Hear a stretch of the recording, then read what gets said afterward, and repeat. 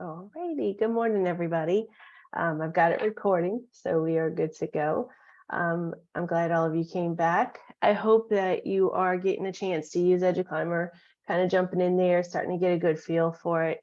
Like I said, from day one, it's really just getting that click path down, and from there, it's unstoppable. You'll just keep jumping in and playing around in there, and I'm sure you're going to find more and more. Today, we are going to do a couple of fun things. So let me go ahead and jump on over to my other screen here. So our agenda for today is going to be covering students 3D and meetings today. So I think you're going to enjoy it. I know Dr. Dave agrees that this is one of the best parts of the program. It's just so much fun to play in. We still have the parking lot. So if you have any questions, please keep your questions going here. If you need to make more cells, just in case, hit that tab. It'll open up more. And then We'll finally, also say, I was in there in the parking lot this week and I've been putting in some answers to your questions, and there are some things, I was more towards the top, Andrew. sorry. There are some things that we have fixed in there. So the performance level is now fixed within eduClimber. If you click that view performance, it will just show you level 1 through 5. We fixed the student ID issue. All students have district IDs now. The attendance issue isn't really an elementary thing. That's more secondary, but we're pretty close to a solution on that too. Perfect. And let's see. I'll hold up on that last one, and I'll do what I can to answer any as well that come up today. All right. So what we're going to do today is we are going to jump into students 3D and meetings, like I said. So if you'll take just a moment, and I just want to pause a quick minute, if you will throw into chat any responses to this, just to kind of reflect, what did we review last session? What were some key takeaways that you had? And just as a reminder, if you forgot, we have that agenda right there. That's always an easy little cheat sheet, just to kind of get us going, kind of get you thinking about what we've done. And I'll pause for just a moment to give you guys a chance to get into what we've done and where we're going.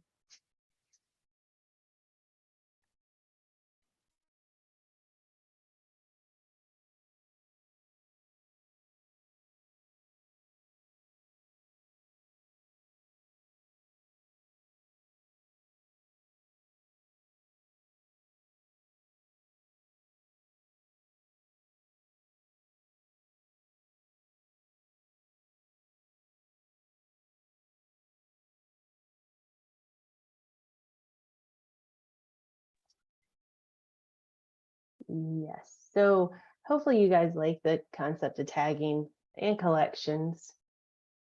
And yes, thank you so much for your responses. Yeah, we reviewed some attendance and incidents, kind of even went on to smart forms. I saw someone put where we kind of ventured on the wild side there, went off a little bit, but there's so many things that you can still do in this software that hasn't all been shown yet. So hopefully you are enjoying it. It's helpful. It doesn't feel like it's another thing to do. It feels like it's something that's going to be useful to you and really kind of remove some of the work you're already doing, and not having to go to so many different places to find that information that you do need, that you need it quicker and at your fingertips. Teachers need that. So what we are going to do from here is we are going to jump into Students 3D. So just a quick reminder, as far as our slide deck goes, remember that we do have, let me back up just a minute. We do have on the slide deck our boxes. You're going to see numbers of pages here. That'll help you as you move forward, especially for redelivery, where you'll have training resources in a blue and that learning guide in a kind of a lime green for the corresponding pages that it goes with.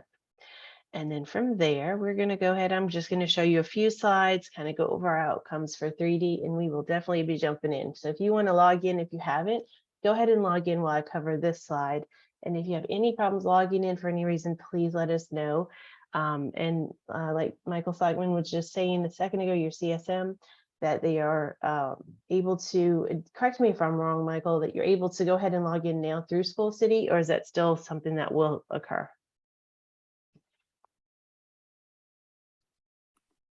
So logging in through School City will definitely work for classroom teachers.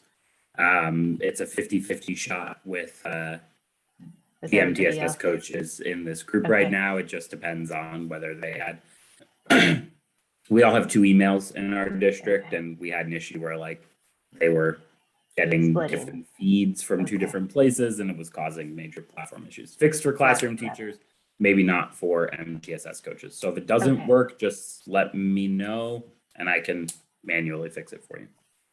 All right, thank you, Dr. Dave. So thanks for clarifying. I'm a little out of the loop on that part, of course. So you guys should be able to log in, should be able to get into the system. So today for Students 3D, we're going to understand the power of Students 3D. I think, again, you're going to enjoy it. I like to call it your choose your own adventure.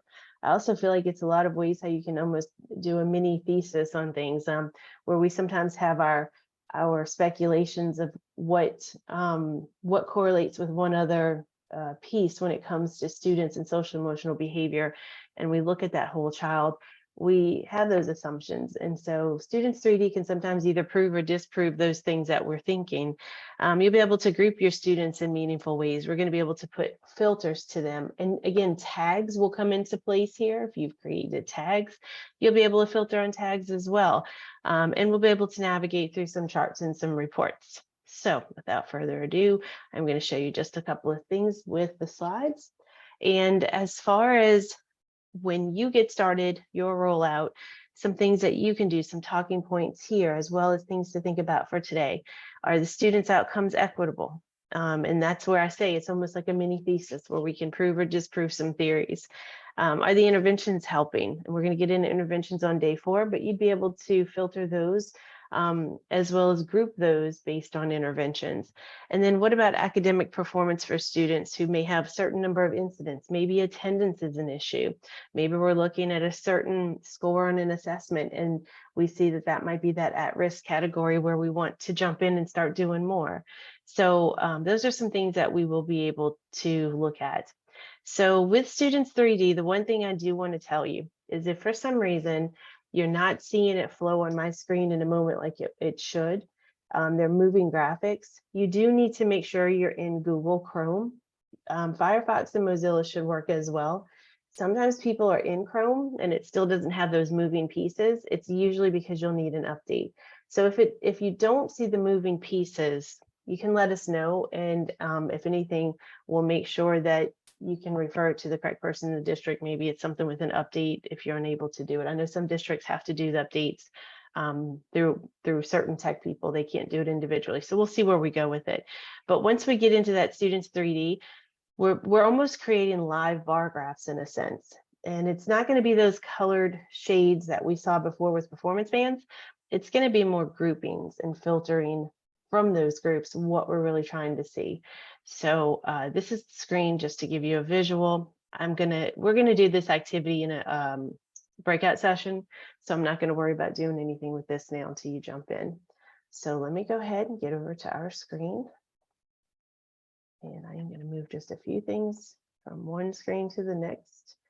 And what I'd like you to do is go to the second, or if you count from the plus, the third tab that says Students 3D. And if you will click Students 3D from your home page, you're going to see a screen that looks like this.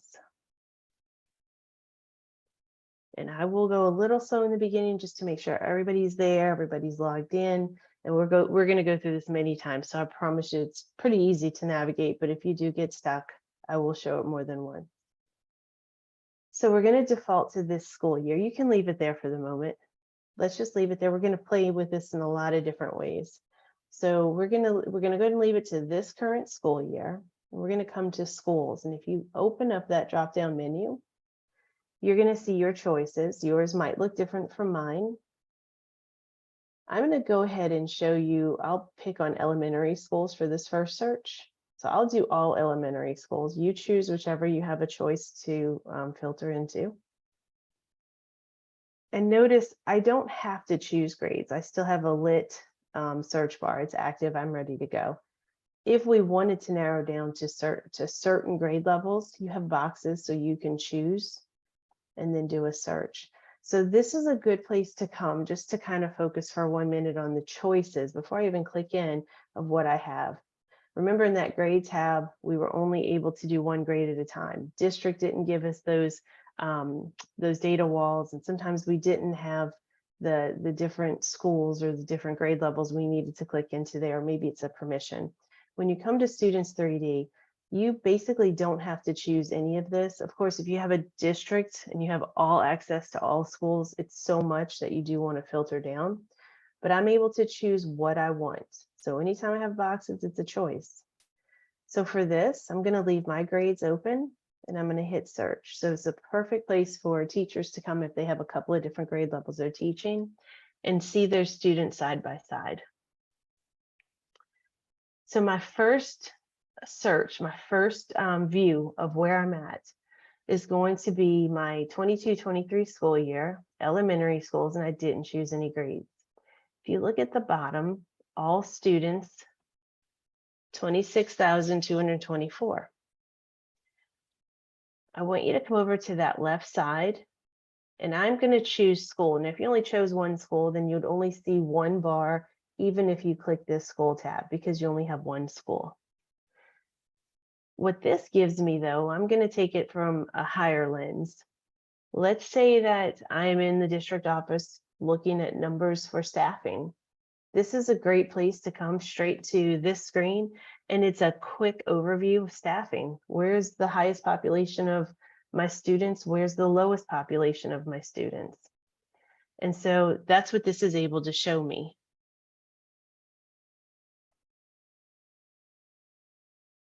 And Jamie, I'm going to get to that question in just a moment. So hold on to that thought, and I promise I'm going there. If you go along that left side for group, you can click over onto any of these other options you have. So now I'm looking at grade. So if I'm a principal of one particular elementary school or middle school, high school, whatever it may be, I can then look at who has the largest numbers in what grade level and look at switching teachers over perhaps. Now, one thing I do want to mention is each time I do these groups, say I go to gender, it is always going to organize itself by the largest quantity to the least. So no matter which one I choose, it's always largest quantity to the least. It does not go in numerical or alphabetical order on that x-axis. So that's something you kind of have to get used to, pay attention to, because we're just naturally thinking things, flow on that x-axis, but they don't. So again, gender.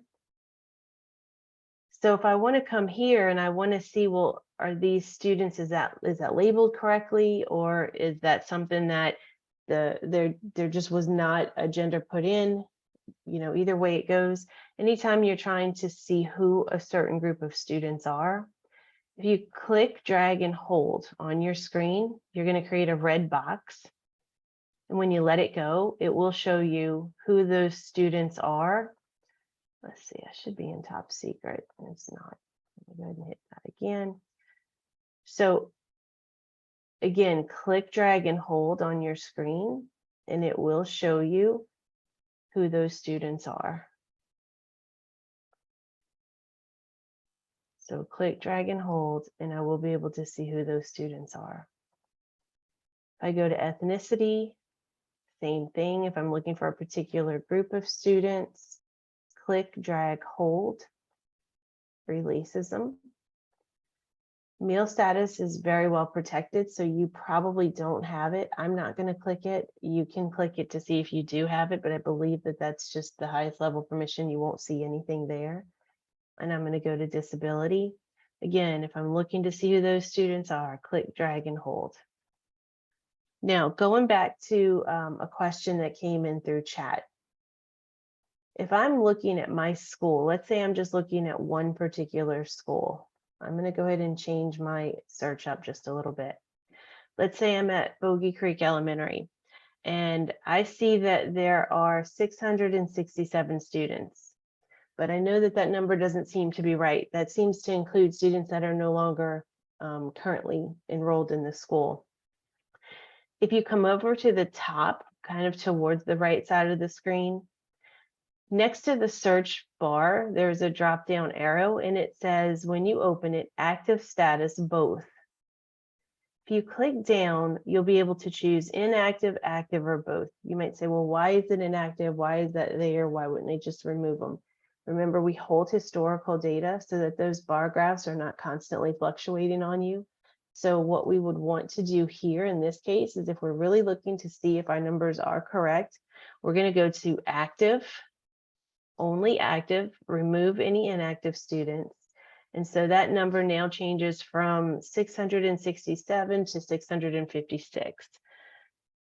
This oftentimes comes into play more when we're looking at disability, I have found over time, and in doing this with a lot of different districts, is the special ed coordinators, special ed teachers say, well, I realize this is not the right number for maybe this particular group. I'm sure they don't have that many kids, so forth, so on.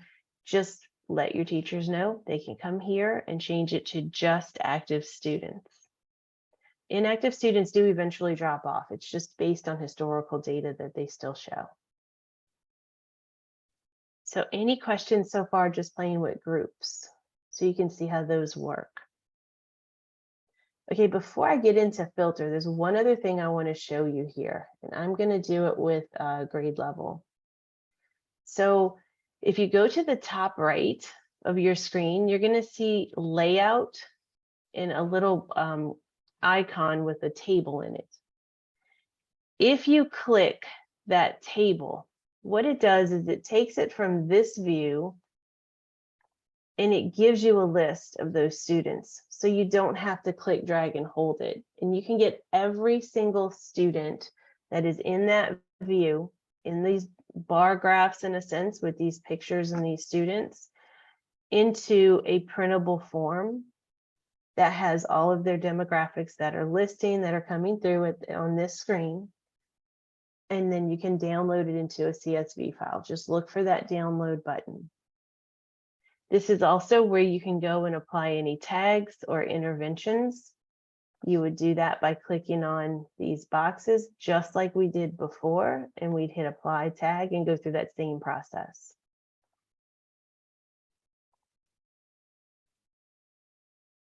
And then also, if I hover over any of these pictures, these little bubbles, you will see the student's name, their school, their grade level, and then you see a box that says view student profile. But if you keep moving your mouse, it just changes to the different students. You can't quite get to that view student profile.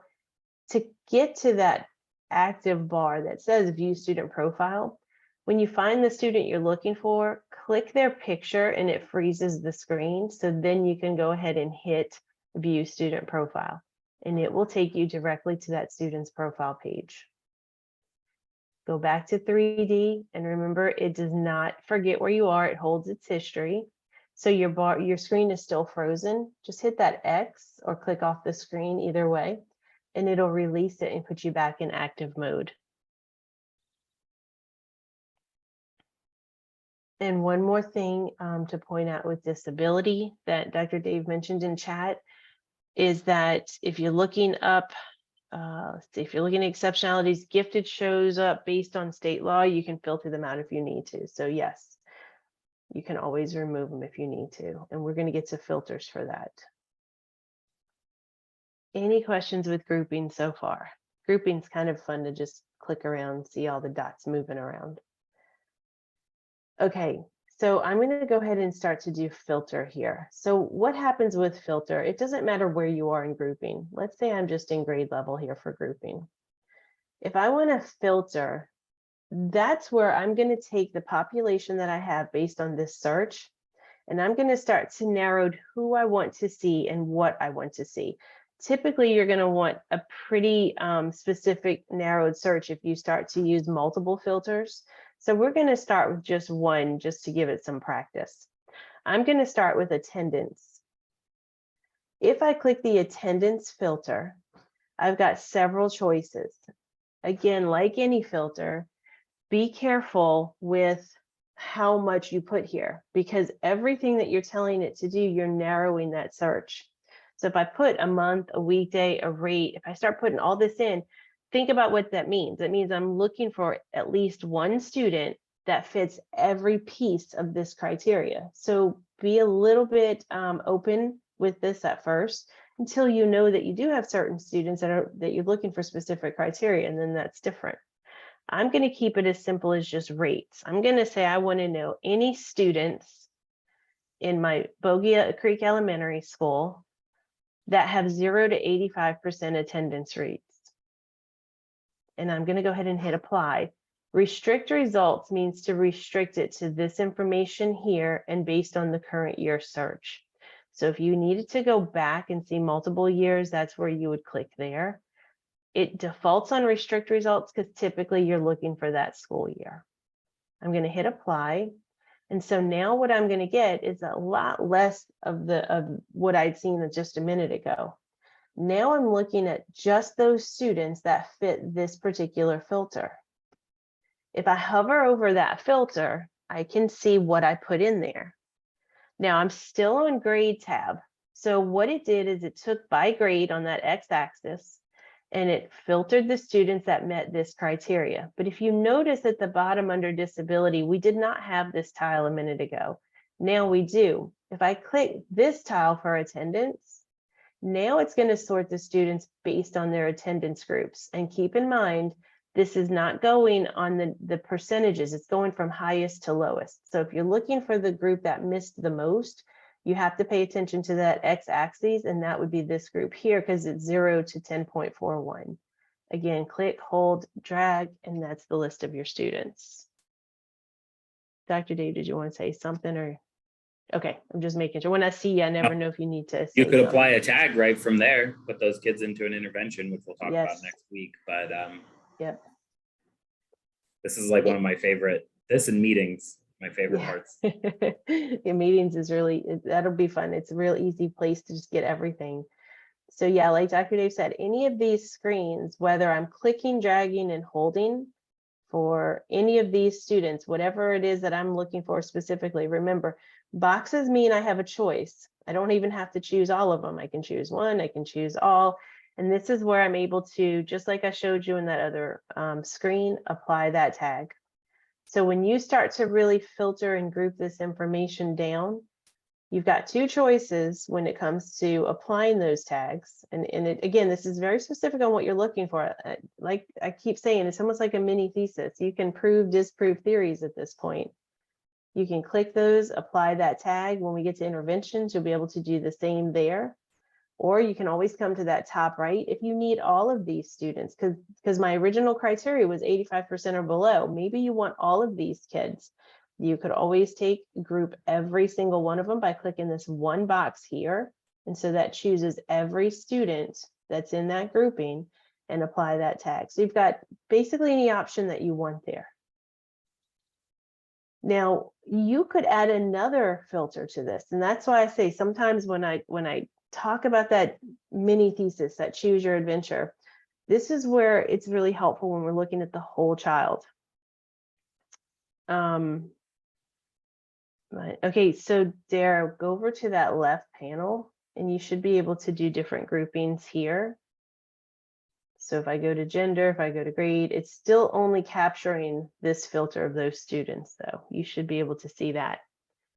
And so as counselors, when we're looking at the whole child, social emotional behavior, attendance is one piece. Maybe my theory is if they miss more school, then that must mean they, and again, we're just going to play with this hypothetically, they must have higher incident rates because they're missing school so they don't get in trouble, whatever. We're just creating a scenario here. So if I say that, well, then let's see if that's true. If I come to incidents under filter, I could then go in and say, okay, well, I just want to know what students have a minimum of 1 incident to a maximum of 3. Again, this is all just hypothetical, but just to show you 2 filters, I am going to restrict the results to this school year and apply. And so now I've created 2 different filters. Well, maybe my hypothesis isn't right because I dropped all of those kids except for 3. Which would disprove my thought of if they have high absentee rate, then they must have high incidence. Well, maybe not so much, but you get the idea here. You can play with that. And again, it adds that tile to the bottom of my grouping. On Andrea, the top left. Yes. I think, so can you click back into your incident filter? Yes. And can you get rid of the maximum? Yeah, you can change that to anything you want. I was just doing them to play with. You could go as Right, high but I as think to 5, prove your 15. theory, let's see if there are kids with more We than could go even- higher. Yeah, we could go up to what you want to Well, do. can't we just 10? remove the maximum entirely? And You just only look for kids can. with at least one incident? Still only 3 It's kids. not, yeah, still, yeah. So, like I said, I was kind of picking on something kind of no nonsense there, but yeah, Yeah. you're gonna have a better idea of what you're looking for. And again, even from here, you could technically go in and do a third filter for assessments if you're really looking at a certain group of students that you're seeing if they're fitting this. But again, the more filters you add, remember you're narrowing what's going to come back more and more. Just keep that in mind, kind of like I'm doing here. You know, I don't know your students well enough to sit here and pick on each of these, but you certainly can continue to add. Just be careful with those filters. So I'm going to close out all the filters. And then one came up, I think, in the group about assessment. Yes, so let's do an assessment one. So for assessment, let's go pick on, Dr. Dave, is there a particular one you want me to use? You want me to go ahead and do map data? Let's do FSA.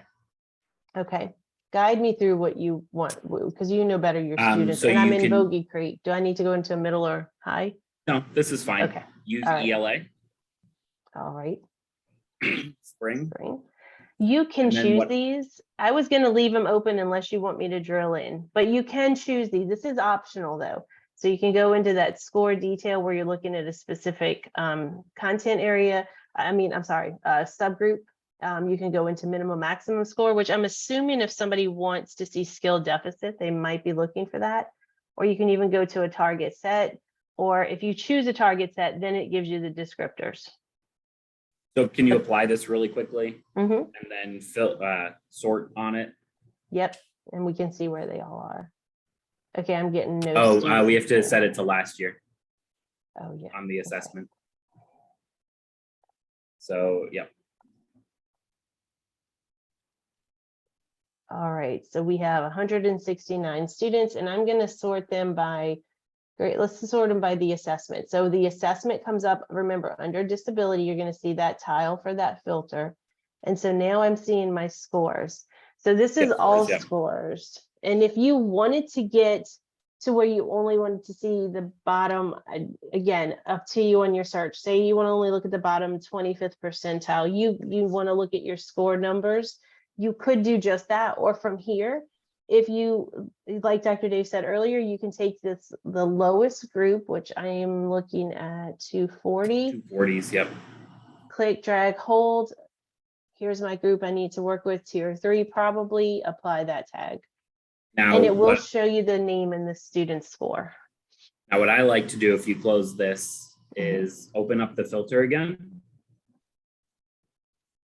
And I like to put in a target set, ELA grade scores, the target set.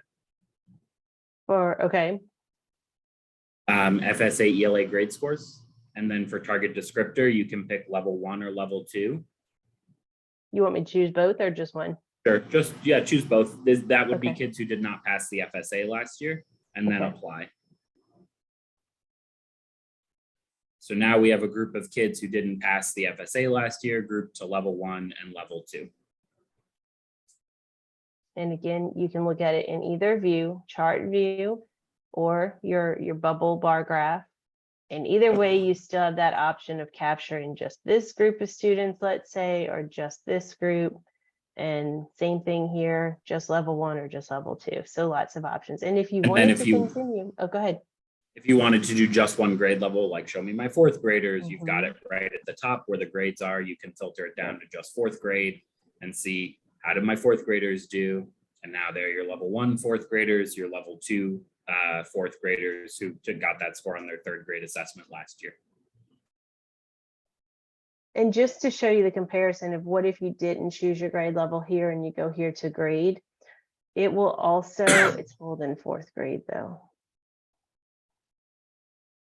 It will also go ahead and show you your grades here for 4th, 5th, 3rd, 4th, and 5th.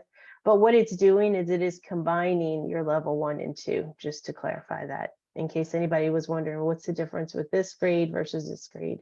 This is going to give you all the grade levels associated with that school, but it's also going to tie in whatever your criteria was for ELA, in this case, level 1 and 2, and it combines it within this. So these are your level 1s and level 2s combined for 4th grade, just to show you that comparison. And then a reminder for the question that we got in the chat, that ELA is only showing up under the disability because we applied that assessment filter. You effectively create a new bubble there that you can sort by once you apply that filter. If Andrea clicks X on that ELA filter, you'll see it go away on the left. It's gone now. Can you show them? Let's just do like a map and pull kids in, like, let's say the bottom 10th percentile. Sure, let's go and do math. And again, Bogey Creek Elementary, do you need me to switch grade levels? Nope, that works. Schools. Okay. For map, you do have to reading? search read, yeah, map reading. And notice you can search. I don't have to go through this big long list. If I just start searching reading, I'm able to choose any of these. If I specifically am looking for map reading, so I've got it there. And I'm going to go ahead and choose winter. Do winter. Winter. Again, I can leave these open or I can leave it as is. Do you want me to sort down or just go ahead and hit apply? And let's put a target set in. Okay. And let's do college proficiency and below benchmark or low. You want to do below and low or just low? Sure. Okay. They should all be familiar with those map terms of low and below average. And just remember, we do have to go back a year on the assessments because that's when those were taken with last winter. So just choose that school year right here. You don't have to come back out and go over here. You're choosing it here within this search criteria and hit apply. And then here we are with each of our grade levels, because that's where I ended. That's where I started and ended. If I want to just look at map reading, I can do that. If I want to look at disability, students with disabilities that took the assessment, and where they are, here's that. So you still have the ability to group, but more importantly, I have the ability to look at just their low and below, or again, any of these groups. But what it did is it took all of my students from this school for all those grade levels that it applies to, and it only pulled those low and below average students. All the rest of them have been removed.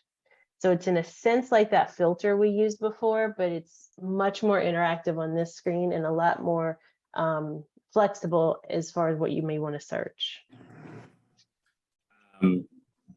So we got a question, will spring map be loaded? It's already in there. Spring map's in there. Also the map that kids are taking this week it doesn't really apply to most elementary, but like our high school math and stuff, that goes in there every single night at 8 p.m. as the kids take the test. And that should be where we're at with the FAST assessment come December. That as the kids test overnight, it will go in. I will say that the FAST best scores are in there now. You can see FAST best on the filter, but they're in the validation process. You probably won't be able to access or filter by them until tomorrow. I did look at that when you told me this morning, Dr. Dave, while we were waiting, and I didn't see him come through. So it's probably going to be tomorrow. Yeah. Also, just to extend this for when you're working with teachers, don't forget that teachers have access to all of this.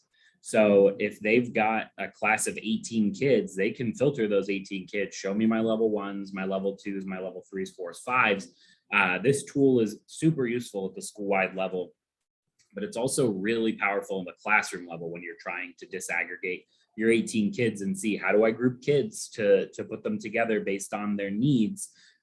This is a really easy, very flexible way to do that. And you can, just to show you, since we worked on tags last time, and I know that tags are, that's again, a really great feature, something that I'm sure you guys are going to use at some point. You can go to the very bottom tile under filter to tag. And this is where you can go in and say, okay, I want to see this tag. I want to see this tag, whatever tags you're wanting. You can even say tagged before a certain date, and then you can choose your school year. So again, some of these may apply to this year, some may apply to last year. I'm going to leave it in this year. If I don't choose anything, that's what that restrict results means, is restrict it to this. And if you hit require all, you're saying that you've got several different things that you've put in here, a year here, also the outside year, and you want it all to apply. I'm going to leave it open just to see. So there are some. If I go back a year, let's see the comparison. And I'm just picking random tags. So there's none for last year because it's all in this year. So you do have the ability, like I said, choose some of these different tags that might apply to what you're needing to see. Let's say tier 2 math here, choose it. Well, that one's not going to work probably because there's no students in there yet for this year. So you have all your Oh, ability. I think you need to uncheck your, oh, did you already uncheck the LY, LF for last year? Oh, Yeah. You did. Okay. Try tier 3 reading. I might Okay. harvest something. Let's see what we get there. 22, 23, right? Yep. Or do I need to go back a year? Okay. Well, we're not there yet with this site. Yeah, but, that's okay. I will Yeah. say we do have 10,000 tags in there right now for those tiered levels. So I have been watching you all, seeing a lot of people put tags in. And it's something to mention with that as well, is that as you start to filter students, this only is going to apply to some of you. I'm going to guess your high schools are I'm going to venture to say rather large. If you hit 3,000 or more, once pictures are put in there for the students, so you're not seeing that gray background with the teal silhouette, if you hit 3,000 or more, then it's always going to go to that default gray circle. So anything over 3,000, even if you have photos uploaded, you won't see them just because there's too many there. So I was very excited about seeing 70,000 photos at one time. yeah. Just in case, I don't know how many numbers, or what is your highest number? Well, I could probably find out here. What's your highest number for high school? Celebration High School. What are their population? So that would really probably be the only school it's going to apply to. And then as far as district views, that's where it applies. The rest of you guys will be okay. Like 656 students here. Once those pictures are uploaded, you'll be able to see their faces in here, unless you're in top secret mode, or unless they didn't have a picture for some reason. So what I want to do now is I want to take a moment. I want to give you time to go in there, dig and play. So let's take about 10 minutes. I'm going to put you in breakout sessions and give you about 10 minutes to get in there and play.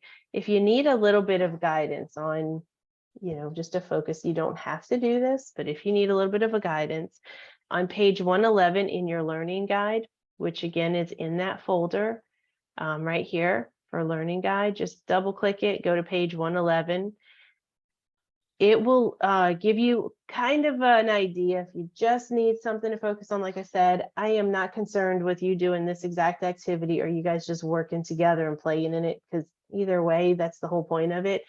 You can use this to talk about, who's at the grade level. There's one for, let's see, I have it pulled up, one for ethnicity, one for gender. So it just gives you a chance to kind of play in there. And something that you can also use to guide you through PLCs, rolling this out, discussion even now, is to answer some of these questions or focus on some of them as well. How can students 3D be used to drive out district and building goals? And that's something that I would say to focus on right now, is that number 4 question. So again, I like to leave it open. I like for you to be able to have time to just get in there and play and use what we just covered. So I'll do 10 minutes, and if it's okay, I'll just do random breakout sessions, and I will go ahead and get that going now. And I'll give you that 1 minute on this screen. Well, I'll put the timer on the screen, not the 1 minute. I'll put the timer on the screen so you can see where you are with your time. If you have any questions, hold off on going to the breakout room. I'll wait right here and answer any questions. And other than that, I'll go ahead and jump into some. All righty, so you should get a message to say go ahead and join in. And I will pop in just in case you guys have questions.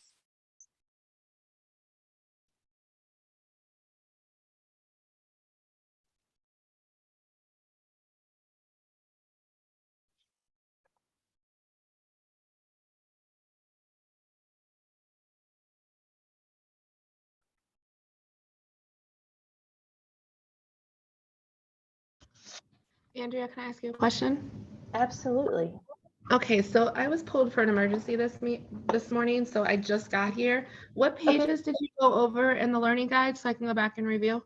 Here, you want me to just I can do a very quick review. At least it'll give you a good idea of what we're doing, and then I'll show you the pages. No, don't, please. Okay. Your day is busy. No, no, no, never apologize. Like, no, I totally understand. So let me share my screen with you real quick.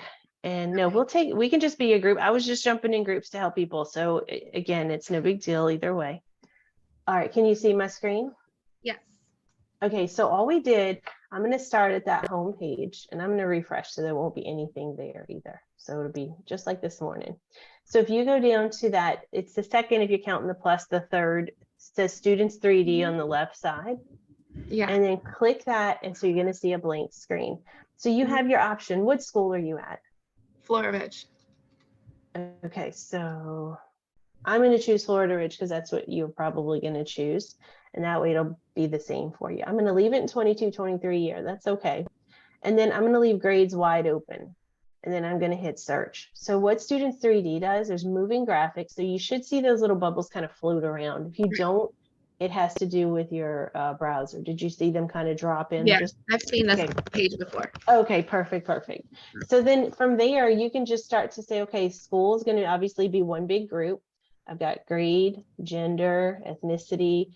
I won't hit meal status. I'm not sure if you're going to have that, but I'm going to say I doubt it. And then disability.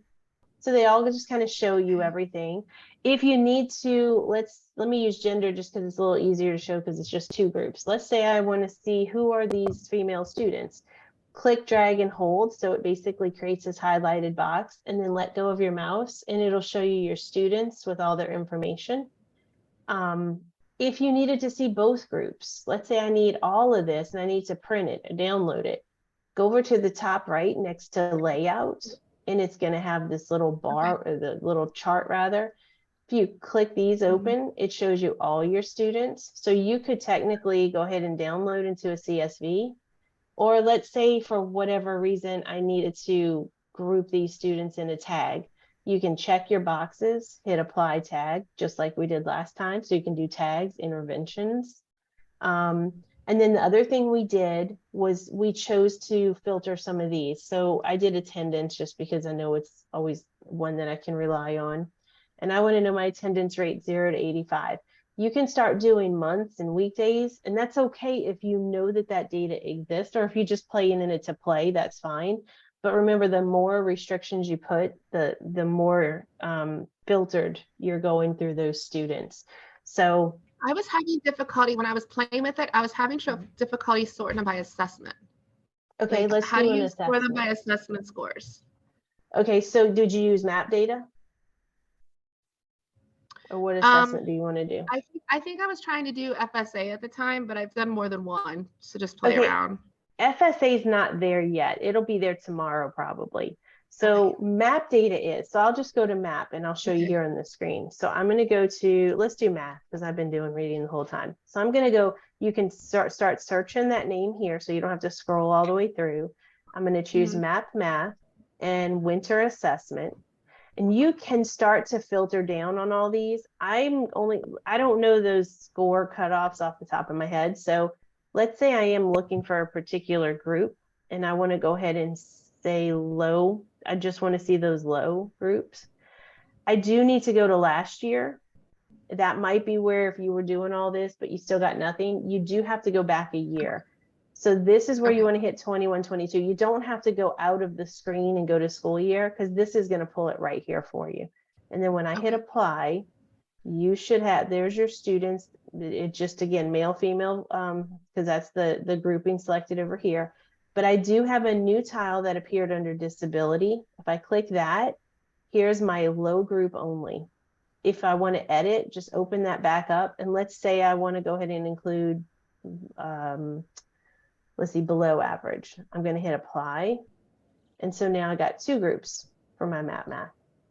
So it doesn't sort like when we were doing it through the district grade class tab on the top, it would say like map, and then it would say like you can do the score levels with the different colors. You can't have all the color levels here with the students too, or no? Well, there won't be colors, but you can still do all the levels. If I go back and let's say I do high, above. Okay, so what I just clicked right here on my screen, you can see kind of the color letters, right? So that was red, yellow, green, the blue, You can just add different all of shades. them. Yep, you add them all and hit apply. And so here's all those different groups. Okay, so then it's just a different form of a visual. Right. Instead of being a stacked bar graph, it's side by side. And then these are those different groupings. You said FSA is going to be up to probably tomorrow? Should be, because Dr. Dave said he loaded everything and it's just waiting on a validation, which means it's got to kick in overnight. So it should be in. I looked at today and it's not filtering. Is it hypothetically going to show the scores for each section of the FSA, or is it just going to show the overall FSA? You should be able to do the same thing. I'm not as familiar with that assessment, but when you go in based on that criteria, so let's say ELA. Yeah, because like it has like evidence and elaboration, craft and structure. Yep, here it is right here. So it's still it'll let you kind of look through it, but it's not going to be there till tomorrow. So yeah, you could go ahead and do whatever. Let's say you're looking for ELA grades, choose your descriptor. Say you're just looking at level 1 and 2. I don't know. And then choose your year. I was year. looking for the different sections of like the FSA, and it's my first time working with the FSA because I've not been in a testing grade before, but it has the different sections of like craft and structure, integrated knowledge, those different things of the different parts of the FSA. So I was looking to see if there was an easy way to see where a child scored the lowest in those sections. So you can steer their interventions to the sections they were actually low in. Is there a way to do that? Yeah, so what I would do is like I can walk you through the steps up until it actually populates on the screen. So you go ahead and do your search criteria just like this. So FSA, ELA, spring, and then you're going to do your craft and structure here.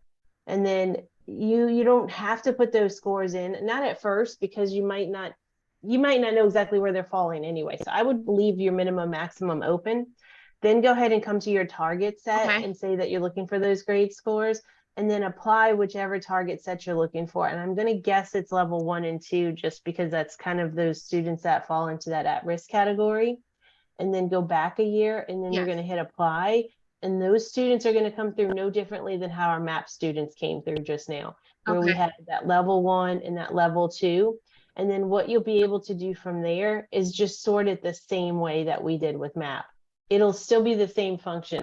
You might need to play with it a little bit more to decide, first of all, if I'm like, I'll just use MAP as a quick example. If I'm looking for my MAP assessment, let's say I'm looking for these level 1 and 2 students, which would be my low and below. Let me go back a year. So once I do this, if I hit this bottom tag under disability that now appeared because I put MAP on there, this is going to tell me those numbers. So 59%, 41% MAP. And so once I do that, I would be able to see where they fall. Now with the FSA, you probably will be able to see that, or you might see scores as well. Let's say I just want to see scores, and that's something I do want to show you. If I just choose MAP reading, now it's breaking it down instead of just that where it said low and whatever the other word was. Here is where I can see the numbers. So this is telling me from a 154.88 to 169.50, that was this range. So that's a band. That's a particular band of students. So you might want to leave it open for FSA and see, well, what are those different categories with the actual cut score, the hardcore score, not the, the grouping with the word.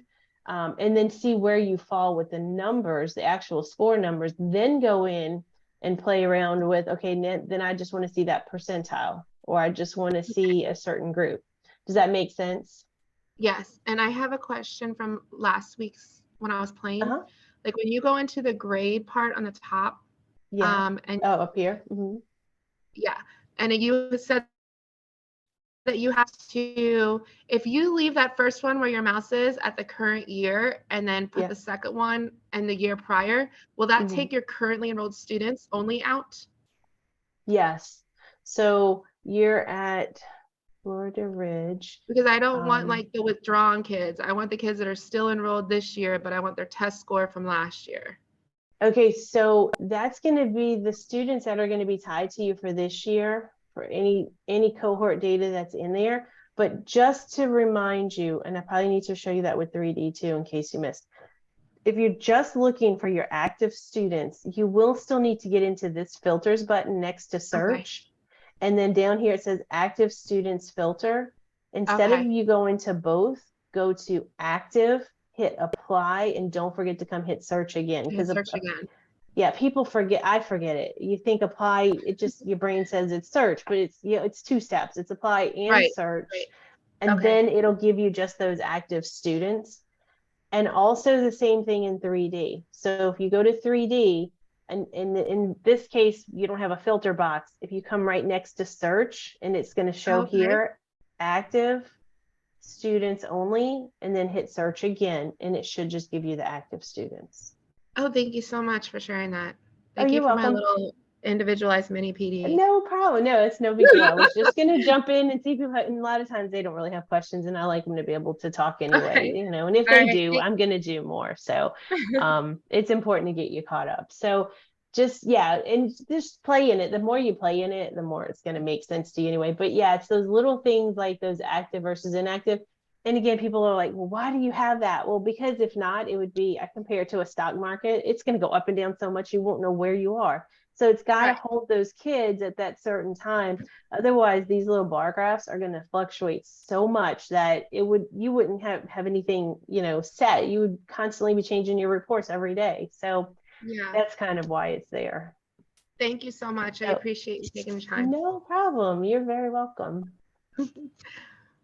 All right. Let's see. I'll go ahead and close out the rooms. And anybody else had any questions that are here? If not, it's okay. But if you do, I'm here.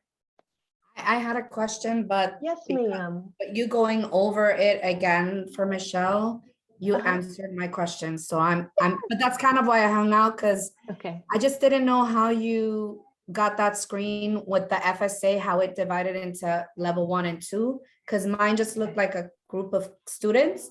But then when I saw that when you clicked on it again with her, then it decided. So I did it and it worked for me. So thank you. Okay, you're very welcome. Okay, so I'll go through it with everybody on here too, since we talked about that, just in case. All right. All right. Hi there, everybody. Okay, I'm sorry, I didn't join groups. I apologize, but I had some people that they had joined late, and I felt like it was just really important to get them caught up. And one of the things that came up, and then a couple of other people kind of stayed with me too, just to kind of go over it. So we kind of had our own group is what we did.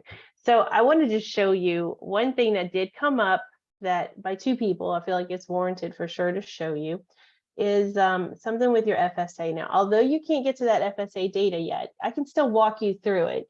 So let me go ahead and close this out. And I'm just going to go ahead and use, if it's okay, Michelle, I'll just stick with Florida Ridge because I was showing you. It's just, it won't show anything other than our steps.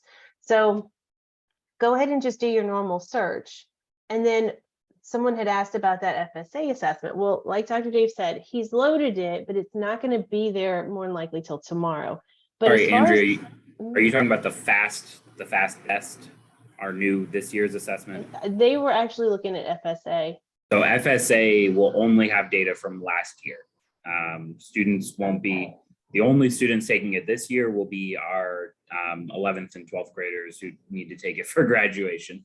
None of our elementary children will be taking it this year. Is FAST going to be uploaded up here tomorrow? FAST it's in there. It's so after I upload the scores, we have a process called validation that it needs to go through. I need to log on late in the evening and tell it which kids, like, oh, match these kids, so that it goes up overnight. I didn't log in last night, so it's going to be another day. It should be all available for you, viewable tomorrow. Okay. Provided there's no, errors and I have to go back to redo a bunch of things. Yeah, it's a lot of work for Dr. Dave. I can absolutely attest. I'll walk you through the FAST one for tomorrow. You're still going to do the same process. That's what's good about eduClimber is you never have to try to refigure it just because it's a different assessment. So I worked with FSA with the others. Let's do this FAST. So let's say it's ELA. You're going to choose whichever one it might be. Now, again, we're just walking through this. You're not going to have results, but let's say it's going to be this first one. You can then choose score detail. Now, I'll show you more of that in FSA because that was a question that came up with specifically with the detail type. Minimum, maximum score, I'd probably just, again, it's going to be up to you. I'm not saying there's a right or wrong at all with this. I'm going to leave that there. I'm going to go straight to that target set. I would go to achievement level, and then that's where you'd say, okay, do I just want to see below, at, or above, or am I looking for those performance bands? So level 1, level 2, I'm going to guess that's where your students are going to be, that lower tier Level 3 3 roughly. will be of achieving benchmark. Okay, so those last two, okay. And then you can put your school year if you need to, but it's 22, 23, I don't need to change.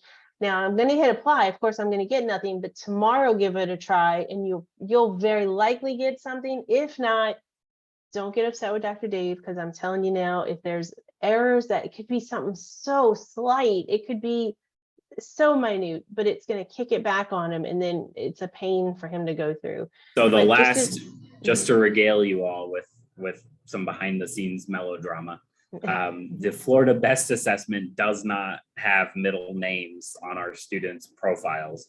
So I sent up the file exactly as it was, but I did not have a middle name column because none of the kids had middle names, and it errored out and sent the whole file back and said there are no middle names. So I had to then make a blank middle name column and send it up with blanks on middle names so that it would properly understand that the kids had no middle names.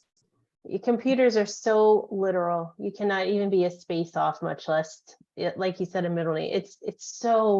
It can be frustrating. It's so time consuming and tedious for sure. When I very first started putting it up, I was doing it as the FAST assessment, which Renaissance has their own FAST. Has their own FAST. CBM. That's where I thought, yeah. So it was ping-ponging things back, left, and right, and I had to make the FAST best. Dr. Torres wouldn't let me call it the best FAST. That it's got to be FAST best. That was new to me too. I didn't realize that Florida's was called FAST. I knew we had FAST, so I kept thinking it was our FAST. Let me show you just, again, I just want to walk through this for the sake of repeating it for assessment. So the one I helped the ladies with on this side was this FSA. So a couple of questions, they were really good questions here. First of all, if I start to search, here's where the person that I was walking through with this, they said they were looking for specific components of the exam, like craft and structure. So if I'm looking for craft and structure, then what I can do is click craft and structure, go to spring.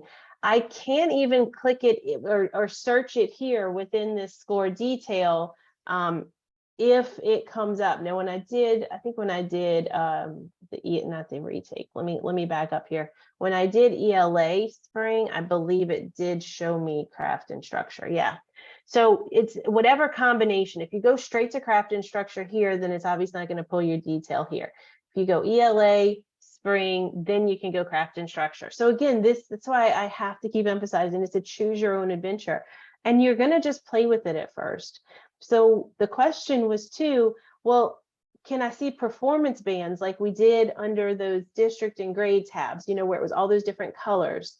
And so, yes, you technically can. So if I chose, let's say in this case, craft and structure, go to your target set, and then I am going to go ahead and choose my FSA ELA grade scores. Under target descriptor, I want you to kind of make note here.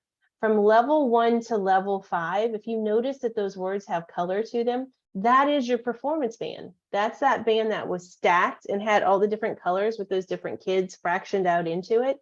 Let's say you want to see that performance band. It's going to be different now, but I want to see that.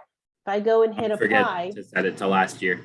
Yeah, I forgot. If I go ahead and hit apply for it, I still didn't get that though when I did FSA for them. I can show it with map, and that's what I did earlier. So I don't know. I didn't show You might it with need FSA to, so I think what you need to do is pick craft and structure from the assessment on the left. Okay. So when I do the score detail type, I just apply the filter to get it to break it out that way. Okay. Let's see if we get it to come through here.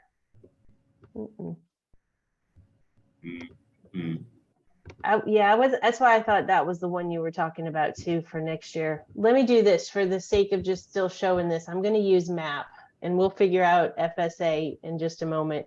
let's say I'm doing same thing. This is the same process once we figure it out, regardless if it's FSA, FAST, MAP. If I were to go in, I'm going to do winter.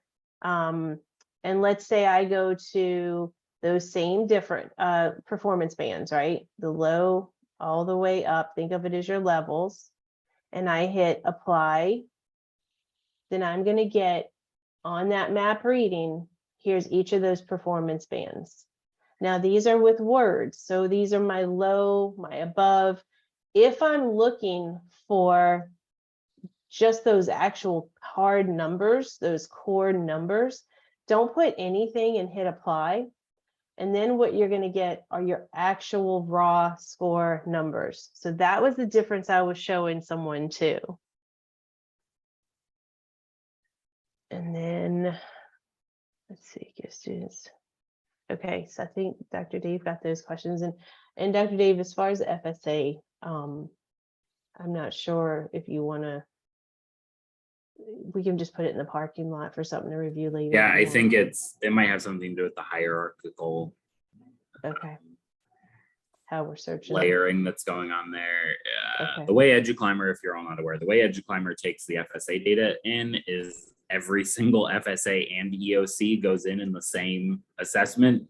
So it's civics, biology, algebra, geometry, FSA math, FSA ELA are all, and then the retakes for all of those are all like in one bubble. So it can get very complicated to make it all visualized properly. There's probably something in those little hierarchy trees that's interfering right now. Yeah, definitely. Yeah, because usually that craft and structure would fall over to the other end. So it could be that. So just to reiterate though, again, if you're looking for those hardcore numbers, remember they're not going to go in number order. It's highest, most to least. But your raw score data is going to be here. And that's me choosing nothing over to the right. If I'm looking for those particular performance bands, already grouping those students in those bands, if I click each of those, now I'm choosing to have them labeled by this word, if you will, rather than a hard raw score. So now it's low. And then from there, I'm still able to dig in, but it's not going to give me their raw score. It's going to put it in map reading. And in that case, there's reasons for both. Sometimes you're just looking for, say in this case, the high kids to a watch list for gifted, whatever it might be. You might be looking for that actual label versus the raw score. But if you want raw score, leave it open. If you want to look for those particular descriptors, those performance bands, go ahead and click it here. So any other questions that came up while you guys were working together on Students 3D? Yes, I have a question. Yes, ma'am. I was trying to tag the students that in third grade that score level 1 in FSA as a tier 3. And it was giving me a message, you do not have the security to tag this student. Your account may only tag your current year students. So when I went back to tagging them to 21, 22, and I try to edit that tag to change it to this school year, it will not allow me either. Okay, that has to do with the permission. Well, so you should be in so if you're in Students 3D, you should, in the top left, you should be in 22, 23. And then when you set your assessment filter, you set it to pull the data from last year. But if in the top left, you're in 21, 22, it will not let you tag. Right. And the reason for that is that when we're pulling all the tags out of focus, out of eduClimber and pushing them into focus, we're only going to pull current year tags 22, 23. So I don't want you tagging 21, 22 school year because that would just live, in old years and that will not be useful for us in the data analysis. So make sure you're in when you're starting that poll 22, 23 to be able to tag the students. Okay, so you're saying to the left? Yes. When I'm doing research. Miss Marquez, what school are you at? Sunrise. Sunrise. And you're talking about Students 3D, right, Yesenia? Yes. Okay, so look at my screen and you want to do your school year. When you go to Students 3D, do your school year at 22, 23. It should default to that. You shouldn't even have to change it. And then I put your school, I'm going to do it with you. And then I'm not in your account. So I'll believe you if you say something's wrong, but I'll do the search with you just to double check. So 22, 23, it defaults. We're going to put our school, your school. You can leave grades open and hit search. And I'm showing you have 1,105 students. Did you get what I have on my screen? Okay, give me just a second. I'm going through with you. Sure. Andrea, you probably want to filter down to active only. I will. Okay, yes, I have 1,105. Okay, so then we'll leave grades open at the moment. If you want to go next to that search bar, click that down arrow. This is for anybody else that missed it as well, because we did talk about that in my small group too. Go ahead and make sure you choose active if you don't have that already chosen. Yeah, I have that chosen. Perfect. Okay, perfect. And then come over to your group, and that's where you can go to your grade, your gender, your ethnicity. Again, you may have meal status. I won't check it, disability. So if you're trying to tag though, we're going to go straight to the bottom to tag. And then Well, I think she wants to apply a tag rather not retrieve than it. filter by tag. So let's add an assessment. So, okay, so Yesenia, let's do which assessment do you want to do? I'll try to mimic for you and we'll walk through it. And this is just a good review for everybody. I wanted to do the FSA from last school year, those students that were in 3rd grade, that score level 1. I wanted them to be tagged for tier 3 for this school year. Okay, let's see if we're going to get it pulled up. Was it, you said ELA? Mm-hmm. Okay, spring. And we're going to just leave everything open and just go straight to 21-22 data. So let's make sure. Actually, Andrea, I think let's set a target set. Okay, you do want FSA to? ELA. Okay. And then she said she wants the level 1. So let's just pick level 1s there. Okay, so Lucinia, I won't hit apply yet until you're here. And if you need me to open up a box or anything and show you where I got there, just let me know. All right, so I already did it. ELA's. Got it. Okay. I went to FSA grade. Okay, and then it's okay for me to hit. Yes. Okay, I'll hit apply. And so did you get, now I'm on grade, so whatever, I'll hit the bottom under disability ELA. And so here's my level 1, I have 95 students. Is that what you got? Okay, you seen them all come. I just have them by grade. Okay, ELA only. Oh, just, yeah, go down to ELA if you want. 95, yes. Okay, so that just says we got them correct. You can go to any of those groupings at the top if you needed to. Let's say you do need it by a grade level, and you So I just want to point out something here, Andrea. There are 3 3rd graders here who have a 3rd grade assessment from last year. Just for context for everyone, that means those are retained students. Last year they took the FSA in 3rd grade, they scored a 1. This year they're in 3rd grade again, so those are our retained students. They should probably definitely have a tier 3 reading tag. Yes. So Andrea, can you show her how to highlight those 3rd graders? Yes. So Yesenia, if you wanting to pull a certain grade level, let's do 3rd, just click, drag and hold and it'll pop up. I have that. And then go over to the left where it's got that box. You can click all of them, or if for some reason this student's not there, whatever, you can choose. And then go to apply tag here. And you want to keep it in your current school year. Correct. And then is that tag already created or do you need to create it? It is created. It's already created. Okay. Okay, so go ahead and go to that, whatever that tag is that you have, and then hit save. I'm not going to do it because I don't want to save them. Okay, those were successfully saved.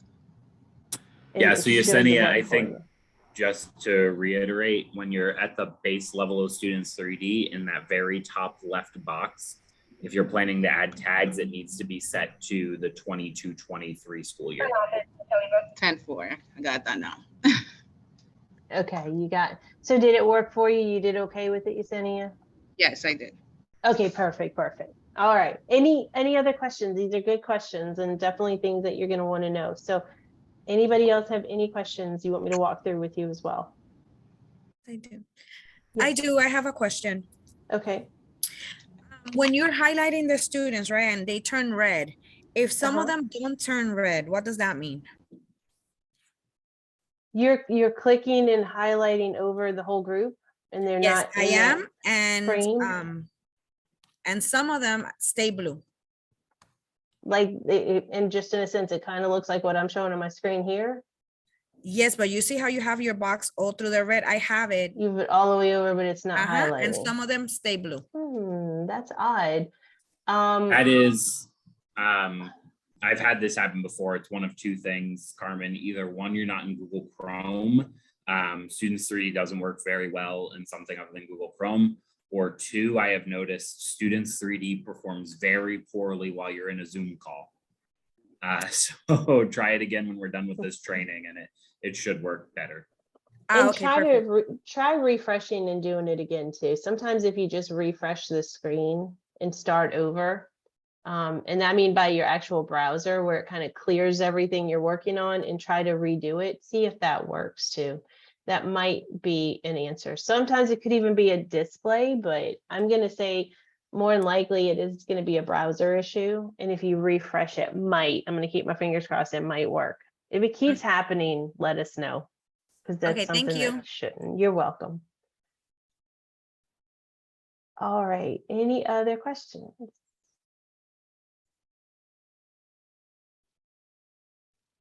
All right, let's do this. We are going to be moving into meetings. Let's do a quick, you guys want to do 10 minutes or 15 minutes? Totally up to you. And Dr. Dave, if you want to give some suggestion on that, because I know their time is valuable, so it's totally up to what you guys would like. I think we're doing pretty well on time right now. So let's do a 15-minute break. Give them a chance if they want. Somebody's got 10 in chat. Right. And we'll do 15. Give everybody a chance to check email, that sort of Anyone thing. other than Gidget, 10 or 15-minute break? You can throw it in chat. We'll go with the largest number. If you go quick, going. Let's do a 10-minute. Okay, we'll do a 10-minute Getting break. 10. Okay. It's not going to last the whole time, just to give you guys a little ease there. We'll go 10 minutes. We'll finish a little early. I promise you that, because meetings doesn't take too long at all. Yeah. So let's do 10 minutes. I've got set, let's see, it's 9:50 on your end. So let's come back at 10 your time. If you have any questions, I'm still here through the break, so. I'll be here for a few minutes too. I'm not really gonna walk away. Good morning, Dr. Maddox. It's Simone Mercado at Boggy. Sure. Hi, Simone. Hi, Andrea. I just arrived from my son's orthodontist appointment, so I just wanted to know what the focus was today and kind of where I can play around during the break. Simone, if you want, I can walk her through, Dr. Dave, if you want, like I did the other. I'm not going anywhere for break. I usually just kind of sit and wait. If you want, Simone, you want to do a quick little run through with me? Yeah, that would be great. Thank you so much. I appreciate it. You're welcome. We'll just do a quick run through and then play in it more, and it'll hopefully answer a lot more of the other questions that may come up. But I think you'll find it pretty easy. I'm going to share my screen with you. Okay. All right. Can you see my screen okay? Yes, I can. Thank you. Okay, you're welcome. All right, so let's do it where it makes sense for you. So if you, let me clear my, I'm going to just refresh. So it looks like I haven't done anything at all, and it won't remember anything. So if you go to that second, third, if you're counting from the plus, it says 3D, student 3D, and click in there, you get a rocket ship. We're going to leave it for this school year. What school are you at? And I'm at Boggy Creek. Oh, okay, I used that one earlier. Okay, perfect. So we'll go to Boggy Creek. I'm going to leave grades open, and I'm just going to hit search. We're just going to hit search. And so what we're going to see are some moving graphics. You should see some little bubbles that floated down. Yes. It's fun. You're going to like this. And it's really easy. I promise you'll be able to figure a lot of this out and just play in it. So I left it here just as the original default. And at the bottom, it says all students 667. But that might not be right. So you might be going, I don't have that many students. So if you come over here by the search bar again, there's an arrow going down. And then it says active status. So what you can do is just go to active students. It's always by default going to say both. And if you're like, well, why would it do that? Well, because if not, our bar graphs would be moving around. I compare it to like moving around like the stock market. You wouldn't be able to keep track of them. I mean, you would constantly have kids, because I mean, that's everywhere. We always have students in and out of schools. So it keeps things kind of set for a while. So your bar graphs in your data aren't constantly moving up and down between inactive and active students, but Right. you can search just for active. So you don't have to Okay. have, both. So you want to hit search again once you choose it. And I do know your number drops because I had shown that earlier. So you got 656. Yes. From here, just go click around on the group side. So you got Okay. grade, gender, ethnicity. I'm not going to click meal status. I don't think you have it, but you can click disability. And so you get all these different bar Very graphs. cool. So Mm. let's say you want to see who are my gifted students here. So if I click, drag, and hold, those boxes highlight. So you see how it makes a red box on my screen? If I let it go, it appears with those kids. Okay, let me try. So just click, drag, and hold on any set point of students, and it'll appear Okay. with a box. Yes. Got it? So that's how you know who those students are. Okay. Now, let's say you want to look at all of these kids, and you can do click, drag, and hold your whole screen. Or if you come to the top right, there's a little chart. If you click that chart, here's all of your kids right here. And it I breaks have a it down by question. group. Sorry, excuse me. That's You know okay. how you have that where it says group, you have it where it says disability. Do I have to have it there, or could it be in school? This one right here, you mean? Not next to it, to the left. Here. Uh-huh. This is by default. It's going to be in that group no matter what. Ah, okay. So See, if that I does not go- only give me students with disability, that will give me everybody regardless. Exactly. But look, so here's where we can go with that. Let's say I do want to filter and maybe I don't want to see the students with no disability. So that's just part of this default group. But what you can do is come down to filter and go to disability down here, and you can choose which disabilities you want. Let's say I just Okay. want those 5. Again, you don't have to change that school year if you know you're working in this school year. The only time you change that is to go backwards.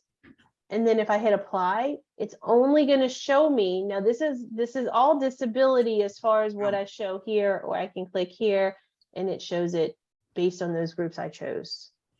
Okay, Okay. so Does it that will help? always default there. Okay, because I Right. took it out, so I don't. Yeah, that and I'll close this box out again. So these up here are always going to be there. Those tiles are always there for you to click and move around in. But regardless of where you are, your group, you can filter, meaning I kind of want a certain group of students I'm looking for. And one of the things, I forgot, was it Miss Simone? Yes. What I did is I used attendance as an example too. So disability is one for sure.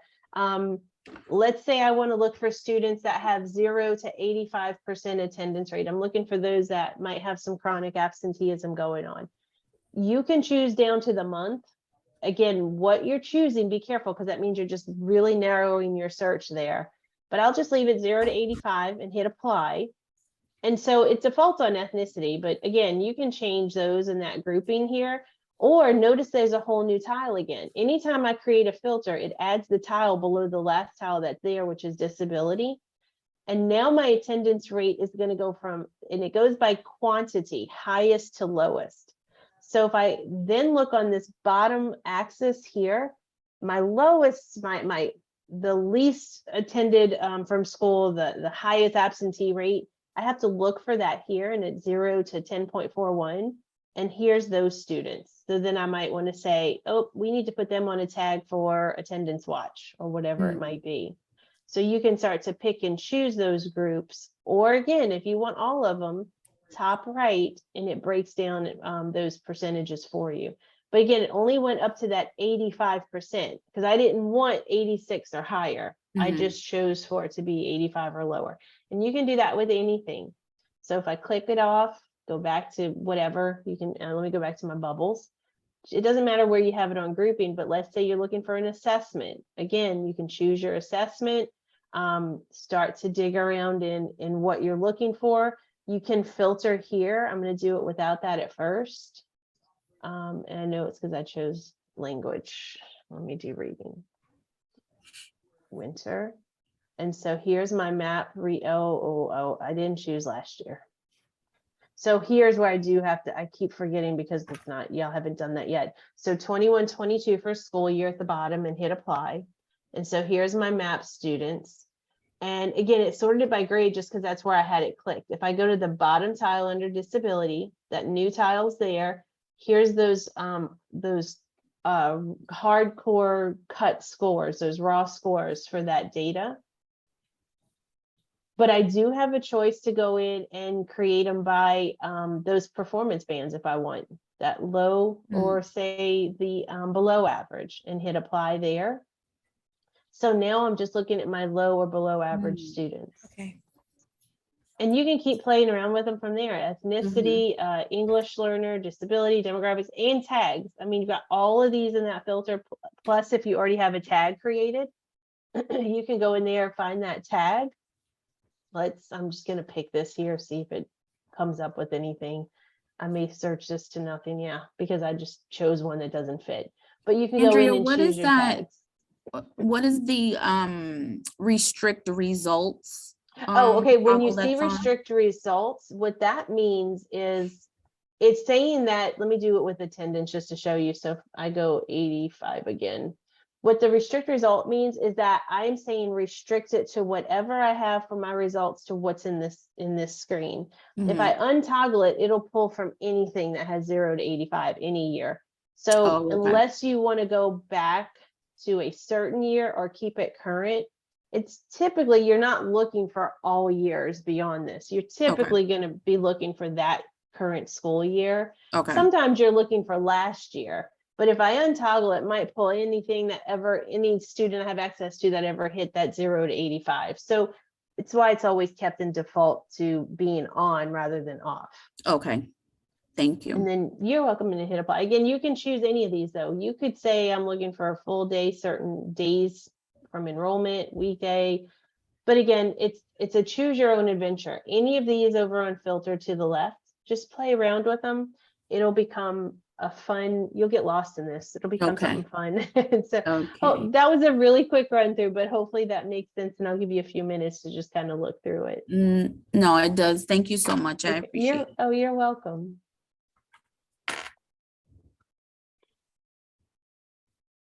Just a reminder, Simone, we will have the video recording of this session up tomorrow. I will drop it in the Teams channel for you to access, and you can go back through. We spent a good amount of time really diving deep into how to use Students 3D. Okay, thank you.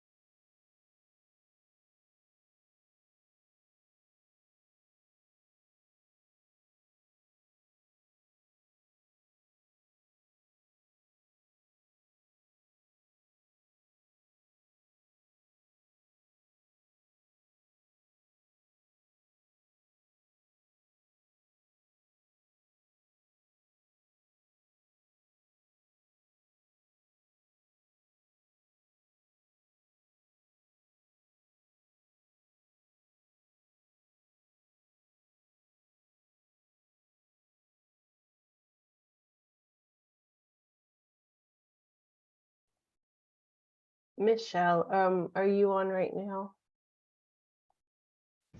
Yes, I am. I just got back and nobody was here. So are we gonna breakout room? No, no, we were on a break. We were just on a break. Okay, I wasn't sure if it was over or not because I kept getting kicked out. I wonder why So- it's kicking you out. That's strange. It's telling you to leave, or it's just dropping you. It's just it says you've been disconnected from this meeting, reconnecting. Oh no, just like does like that circle over and over again. Huh.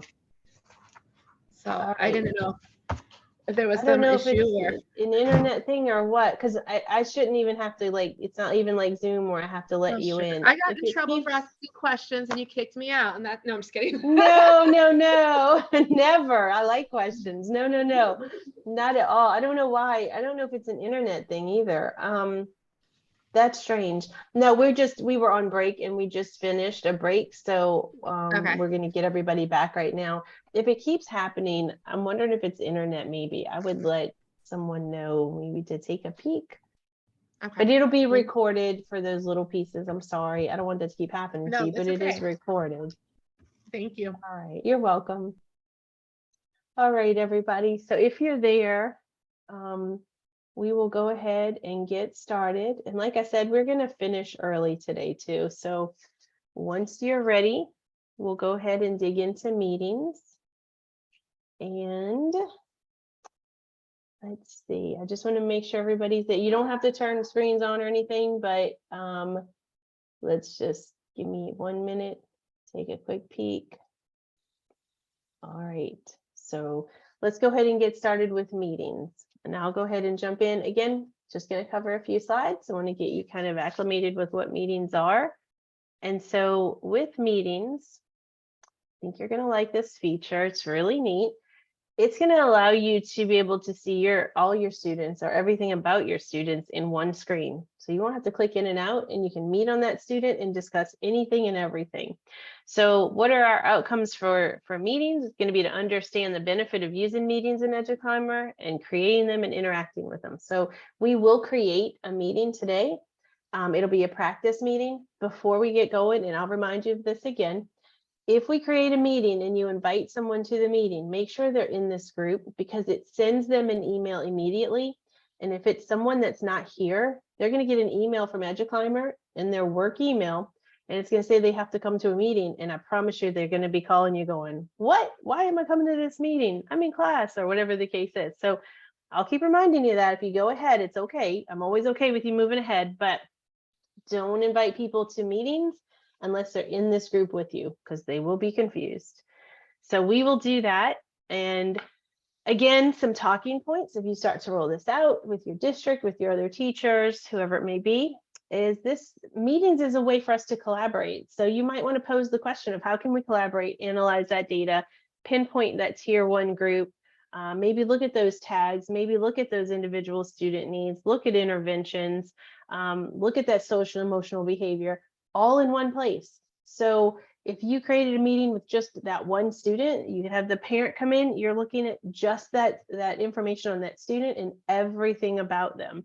So let's dig in. So I'm going to show you a few slides just as far as, and I'm going to wait to go to that because it's a moving video, just so that you get a quick overview. Again, not many slides. The slides are here. They're helpful. They're available to you for rollout and just for reference, but there's not a lot. So this next slide is going to be a video. It doesn't have sound. I'm going to let it repeat a couple of times and point out some things that she's showing in it. So when we look at meetings, we've got a few different categories here. It's going to scroll back to agendas and summary. So I'm going to give it a minute. You can just watch and you can see the different screens here, but we're going off of these 4 tabs to the left. And I'm going to show you all of this. So this is just a visual first. So when we get to agenda and summary, here's where we can invite attendees. You can print that meeting. It will print in a PDF with all of the information on what you've recorded. You can create an agenda topic, dig into that, add notes to it, give a description. When you go to students, then you'll be able to add any students. If you share this out, only people with access to those students will see those students, no different than anything else in the program. So if I don't have access to Rosary, I'm not going to see Rosary. So you can still include it if it's those student team meetings. Gives all the information on your students, gives you a chance to make notes, and a chance to create some action items. Things that, if it's a PLC, hey, don't forget to bring your math assessment to the next PLC. You can assign that as an action item. And remember, that shows on that home screen, and I'll review that as well. All right, so we're going to go into meetings. We're going to create those meetings together. These slides I'll show you, but I'm going to walk you through it again. And I'll keep reminding you because it happens, and I just don't want you guys getting a call right in the middle of this. We got a meeting. We're going to create a fake meeting, and we're going to delete it when we're done. So it's okay to do that. But if you put attendees, they get an email the minute you hit save at the end. So only include those people in this meeting with you so that they don't get confused. We'll go through on that home screen, that launch pad, and you'll see where you have a meeting scheduled. You'll also see if there's any action items. Remember, I said this is kind of your to-do list. I'll show you the meeting dashboard. We're going to go through and look at that meeting, see how it looks to actually using it and analyze it. And again, there's that action item I was talking about. And then your summary that you can print. And anything tied to that meeting would be printed here in that summary. Student notes are kept separate, so it allows you to print that PDF on that meeting without having specific notes on students individually. So it still keeps that that sense of FERPA live and real, and you're not having to worry about those notes coming onto that page that don't apply to all students. All right, so what we're going to do now is jump on over to meetings. So if you will go ahead on your screen, I'll go through this step by step so that you have a chance to do it with me, ask questions, watch first, and we can redo. I'm going to create one with you in your account, but I am going to jump over to my demo account in a minute because I want you to see some things there as well on a meeting that's been created already. So a couple of places you can go to create a meeting. One is that plus key, that plus icon at the top left, right under your bar graph. If you click plus, you should see one that says create a meeting, and it's going to give you a box like this. They also have, just so you know, the launch pad. If you go down about 6 to meetings and click meetings, this is its own launch page for meetings. Top right, create. So you have more than one way to get to it. Totally up to you on how you do it. It's the same outcome. So again, if I come here to create meeting, same thing. So if you'll go in to create meeting, and I'm going to do this with you, everybody should see a box like this. I would suggest to make sure to put delete in this. Again, you can always change it if you want to after, but it's delete for now until we do turn it into something more, and then there's no questions about this meeting. So we put delete in that title. You can give it a description. So if you were doing PLCs, if you were doing student intervention support, whatever it might be, you're going to see a tab that says recurring. It's going to default on. Most of the time, that's where you're going to want it. That's why they do have it defaulted on. If this is a one-time meeting and there would be no more to follow it, I can untoggle it and all of that information goes away. So that's the difference between recurring or not. This is a one-time meeting. This is going to be a meeting on the books throughout the year, like PLCs. From here, we're just going to start choosing the information that applies. So we're going to have PLCs on a Tuesday. When are we going to start? We're going to start next Tuesday, the 20th.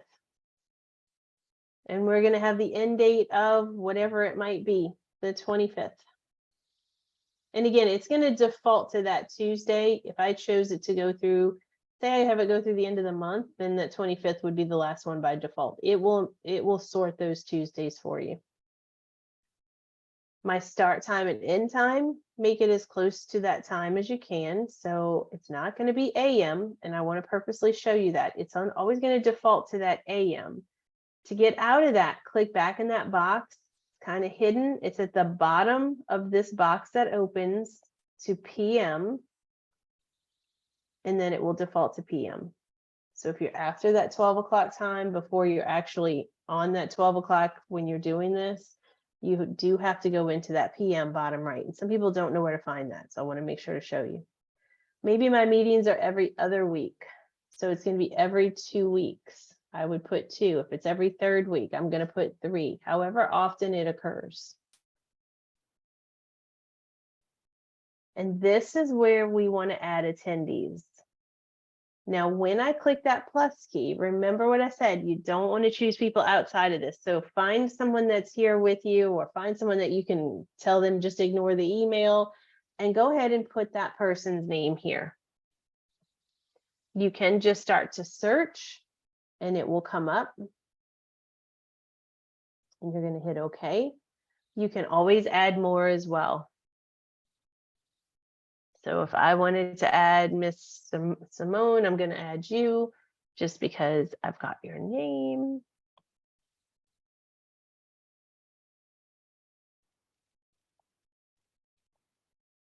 So I've got 2 attendees here. And then I don't want to save and close. I still want to continue to build this. If you had to suddenly get up and leave your desk, you can save and close and come back and finish it. But we're not done, so we don't want to do that. And we're going to hit next. So the next screen is now, it's going to allow me to choose students. So here's where you would choose students. I'm not going to choose students. I'm in top secret. I want you to choose a student. Just think of one at the top of your head. We're not going to actually create a meeting that's going to last on this student, so it's okay. And those students would populate just like we did here with attendees. You're going to see these little tiles for those students. It allows you to use a smart form agenda. So if I am using PLCs, or if I am using something that has this specific agenda that is tied to a smart form, I can toggle it here, and later it's going to ask me for that smart form. Let's say that I'm already very interested in smart forms, but I don't have one created, but I need to get my meetings going. You can always come back and add a smart form. None of this is final. It's nothing that's going to, once you create it, it's done. You can't go back. Anything here can be edited, so don't worry about that so much if it's not ready, but you think it's going to go there. And we don't want to sync to Google Calendar because you guys aren't using that. So you don't need to worry about that. And then I'm going to hit save and continue. And the last screen that I'm going to get, and I do get these little green checks at the bottom saying it's been saved, it's been saved. This is my form. This is my details. Here's where I would add that smart form if I'm doing smart forms. Here's my dates. Let's say I know the 20th we're going to be out and I already need to change it. What I would do is remove it and I can add a new date. Let's say I want to go and add a single date, and instead of it being the 20th, we have to do it on Monday that day. So I'm going to hit save. So now it's a Monday. Let's say I have a fire drill planned on the 4th, or school pictures. I already know I got to change this time. I'm going to change it to 2 o'clock. Of course, I want to go PM. So I'm going to say 2 o'clock, and it's going to change it. And it's going to give me a hard time because it's not PM. Let's do a different time just so that we can keep rolling here. Change it here. Again, as close to that time as you can. It was just giving me a hard time because it was going PM, and then this was still, the time was ahead of it. Just a reminder, because I know people keep asking this, you can type in any time as well. You could do 8:03 if you wanted. Oh, yeah, you can do a certain time. Yes, definitely. If you want to go, say, if you guys are not on those exact times and it's 8:03, like Dr. Dave said, you can put that in as well. I think you have to hit enter when you type it in. I did. It's still not AM. Let me see if that makes a difference. Nope, it's not letting me. But I have this. Well, you can do it for over here, interventions, so, I know. yeah. Just get it as close as you can, but I also have my little invalid box that's not going away either. I confused it with the PM and then going to AM. And then I'm going to hit save and close. And so my meetings are now scheduled. Here's my meeting. So where am I at right now? I'm under the meetings tab on the left side. I clicked meetings. You're going to come up to this empty box. Unless you scheduled it for something that's today or tomorrow, you won't see anything here. That depends on the dates you put in. If I go to my meetings, here's my meetings, and then all meetings. And this would keep, all meetings is going to be meetings that already occurred as well in the past. So my meetings, again, remember I said everything here, it's not finalized. You can go in and you can edit this. So anything that I did, I can edit from this point. And then this is where you can see the meeting. So if I add, so like I added Miss Simone, she said she got it. So this is how you would share it with other people. And remember, if I share and I put students that that teacher does not have, then they're not going to have access to those students. Now from here, I am going to go into my demo account because I need you to see what it looks like once it's built. And I want you to see some things that I wouldn't be able to show you in yours because of being in top secret mode.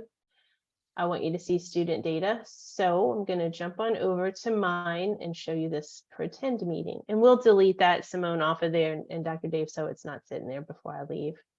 So I'm going to go into my meetings and I'm going to say, here's just pretend wise, here's that meeting I created. So I'm going to click into it. If you want to click into your meeting, you can, and I'm going to cover some things with you here. So when you click into your meeting, you're going to see your attendees. Well, that's where you can take your attendance. So if I know that Caitlin is here, I'm going to click her. If eduClimber support is absent, I'm not going to click that tile. Anybody shaded is present. Anyone that's left open is not at the meeting that day. So that's for your attendees. Here's the agenda. You don't have anything for your agenda. If you add a topic, just go ahead and put what your topic is. Whatever it might be, bring exit ticket, discuss student behavior. Let's say that's something we're going to do. Once you add your topic, you'll have a tile.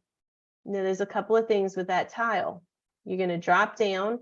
You'll be able to add a description if you want, and you can add notes. Come over to the far right where the 3-dot menu is, and this is where I can edit or I can delete. Now you can only edit or delete your own topics. I'm going to this one above me just to show you. If someone else puts that topic there, this is not me in this case, and I go to that 3-dot menu, I cannot edit or delete that person's topic. So you're safe that those cannot be altered. And as far as when you're putting notes, I do want to mention this part. This is an example where someone put a student's name. You can put a link to something there. I want you to be careful when we do names though. If I go to a new note, it's going to say, what's that note of that body? And so I'm going to go ahead and say, what did I say? Discuss student behavior. Let's do incentives. And I'm going to talk about incentives. If I go and say, but I want to talk about incentives on just these students, and I start clicking students, those names are going to appear. What I want you to be cautious about is whenever we put a student name and we print this report, I'm going to show you this print, and I'm going to keep going back to this print. Here's my attendees. If they're in attendance or not, it's a yes or no. But here's where I made some notes. And because I ended up putting a student's name, that name prints on this report for anybody that sees it. Anytime I talk about a student, anytime I list a student, that goes onto that PDF. That's okay in some cases, and in other cases, it's not. If I don't want those students' names to appear, just skip the part about adding the student name. You can always go to notes and you can keep it under that particular student. So I'll explain all that once again so it makes sense. And I'm going to show you that when we get to notes. So it's not wrong to put a student unless you don't want it to print on your final report. If you don't want that student's name to show on that final PDF, don't put the student's name here. So add as many topics as you would need to. I can reply to someone's topic, just so that you know. So if Jess wants me to discuss intervention in inventory. I can go ahead and put a new note and say, still have questions on whatever, or we discuss this, whatever my note is. If I make it private, that means it's going to be between me, because I'm the one responding, and this person that created it. But just as caution, private does not mean that it's hidden if a parent requests records and the student's name is tied to it.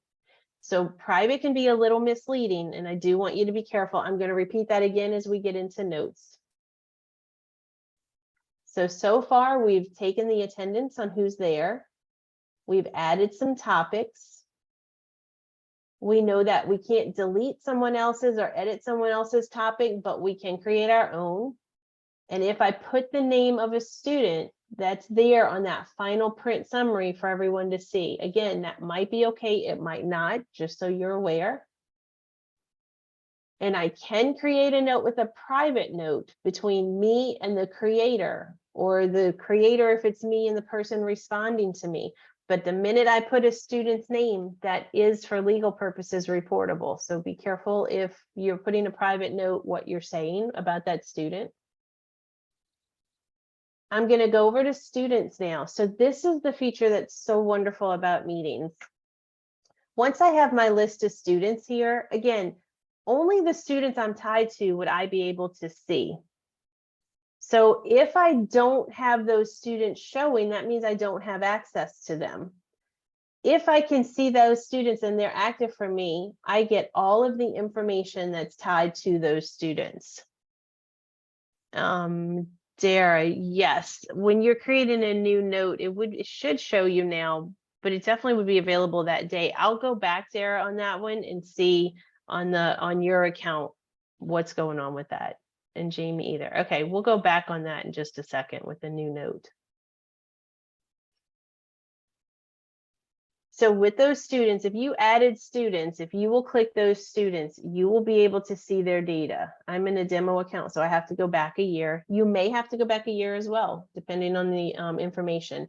Now, you're not going to see a lot of this because you don't have interventions set up yet. Interventions is day 4. I will talk about interventions and how to analyze this and how it's created. But if I'm creating a meeting and as I get these interventions there and I start talking to the group or whatever the purpose is about little Rosary Dallas, here's her intervention information. And everything is live. So I can click into any portion of this and continue on that screen. Here's all of her assessments. Again, I'm in a demo account, so I have to keep changing my year. You again may have to, depending on your year. Same look as what's on that student profile, right? And I can dig right into her data. So everything is live. And this would continue to populate with new data, by the way. It's not static, it doesn't stick there, it's not a done deal. You will always see these assessments and they continue to populate as they come in your system. Incidents as well, same thing. It looks a lot like that incident page with Rosary or with your student. Here's their summary just on this particular student. So if I'm talking about the student's behavior, this is restricted to just Rosary. And I can do all the same functions as before. Here's that list of those things that Rosary was doing. Everything's the same from there. Drilling in, same thing. Here's my what, gives my data list and all of the incidents that she had. Attendance, all the same functionality. So it's almost a review of everything we've done. I can go to rate or I can go to count and see her actual numbers. Go over to data list. Here's all her absences for that year. If I decide to put smart forms in, I'll have my smart forms. Comments. So this is where I would see comments. And again, just to show you, if it's a private note, you will be able to see, you'll see a little lock like right here. This is a private note. But because I mentioned the student's name and it's under her, then that would mean that that can show up on a report for legal purposes. Ms. Yesenia, if you don't see a list of students, did you add students to your meeting? No, we're gonna skip Okay. this. We'll go back to that. So let me go ahead and start back on this. So whenever you go into your meeting and you create it, if you go back, what I want you to do is, let's all go back for a minute. Let's make sure everybody got that part about how to put students on there. So click into your meeting here, go under My Meetings, and you see where you've got your meeting. And I want you to go to your 3-dot menu, and I want you to go to Edit. I'm going to pause here just in case anybody doesn't know where to go if you missed this step. We're going to go in and edit the meeting. So again, Meetings tab on the left, My Meetings, look for your meeting, go to the 3-dot menu and go to Edit. And you should see your meeting come up. Here's your title, your description. Your title probably says your name with delete, because we can always go back and change it just like this. If you decide to really keep that meeting, we can change the name. You've checked if it's recurring or not, what days of the week. You put your start, end, your start time, end time, number of weeks. Here are your attendees. So these are the people, these are the adults that are in the school that you've added to this meeting. All you have to do is go in and choose those first few letters, and that person's name will come up, and you can add whoever you want to your meeting. To remove them, you just hit the X and it removes them. Everybody okay so far?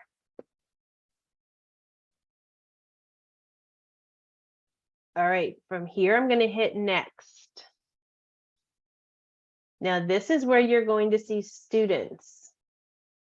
So if you want to attach students to your meeting, you would come here. I couldn't do it in your live account because I don't have names and I was in numbers.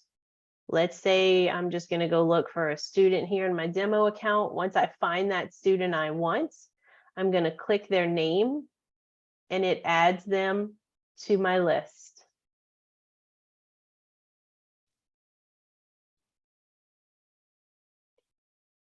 So this is where I would get that list of students.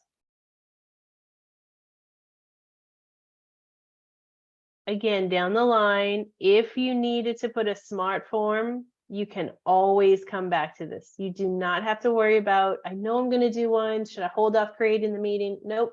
Because look, I can come in at any point. I'm going to hit save and continue.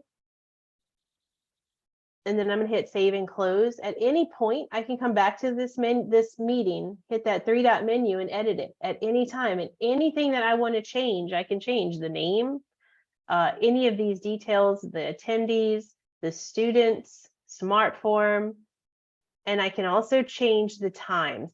Now, again, my demo count, it's kind of hard because we go back and forth. There it goes. I was afraid it wasn't going to populate at all. They're working on this account right now too. So it's hit or miss daily what we're getting. So these would be the details, my days. You should see when you go to that last part to close this out, right before you close it, you should see your dates. If there was a smart form, it would show. Again, don't worry about that yet. Your start and end times. If you need to remove, you hit remove. If you need to hit add, add, or you can change any of these as well. Andrea, is it possible to add students by tag? I want to say they were working on that. I think if you go to advanced, yeah, you should be able to on advanced by tag. So if you needed to go in and you guys, let's say you're pulling your tier 3, your level 3, I forgot what you called it. What were your level 3 students called? Tier 3 reading. Or it was just, okay, tier 3 reading. Okay. So you could go in there, like, I think we may have some in here too. Say tier 3 ELA fall. So your tags should come through. So how did I get there? Whenever you're adding your students, typically where we're just typing those last few letters of the name, come all the way over to the right though and hit advanced. And you can choose any of these options, but if you're looking specifically for a tag and you just want to capture those particular students, let's say I'm going to capture these tier 3 students here. Well, they're not going to have any, so I got to go back to the other. Here's a list of students. I can choose all, or I can filter out who I don't want, and then I can hit select. And And all of then those students would be added. From there as well, I could also pull all my kids in a specific intervention, or I could pull all, let's say I want a 4th grade team meeting. I could pull all my 4th grade kids, or I could pull it by teacher, because we do have the who their teacher is on the back end. And this is where, if you created tags for those teachers, Dr. Dave, this is where you could also pull that too for those groups of teachers. So if you had just your 4th grade or your 6th grade or whatever for your PLCs. And then again, some of this is going to be permission. So some of this may not apply to you guys for school or grade. You may only have just your one school, you may have several. So you do have a chance to start to filter some of these as well. And this gives you a chance to focus on just those particular groups. When we get to intervention on day 4, that'll make sense. Just know this up front is where you could pick that intervention. Let's say it's literacy, and I'm looking for just these particular intervention groups, whatever it might be. And once you've done that and you hit save and continue, that's where you're going to get your final summary of your dates. If there's a smart form, and then the times. Again, easy to remove, because I can just hit remove here. And let's say I know that Friday should actually be a Thursday, then I can go in, add it, and go put that Thursday there for that date. And again, our demo account's funny because of the years we have to go back, but I would be able to go ahead and see, add single dates, add recurring dates. It might not even let me because of this account. So let's go back there.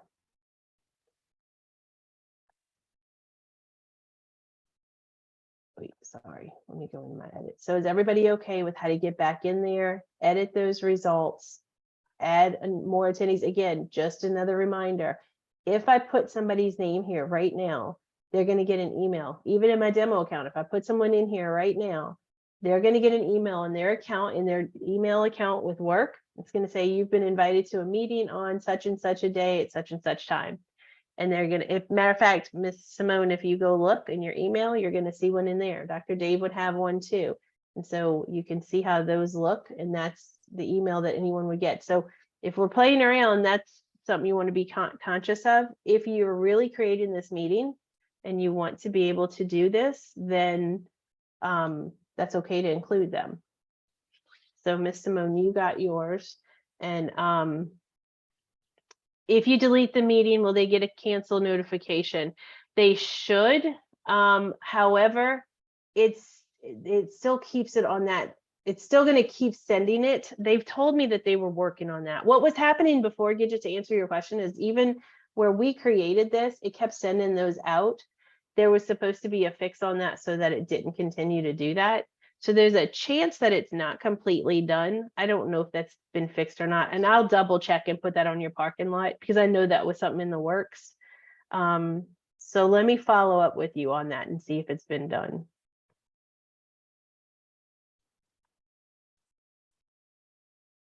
Because for a while it was still sending it. So it was even more confusing because the meeting would be deleted and they kept getting all the future emails to them. All right, so the last thing I want to do is give you a chance to interact with some of these meetings, see what's involved a little bit more. I kind of did this a minute ago. I want to do it one more time. You're not going to see everything here that I saw, but I want to walk through it one more time.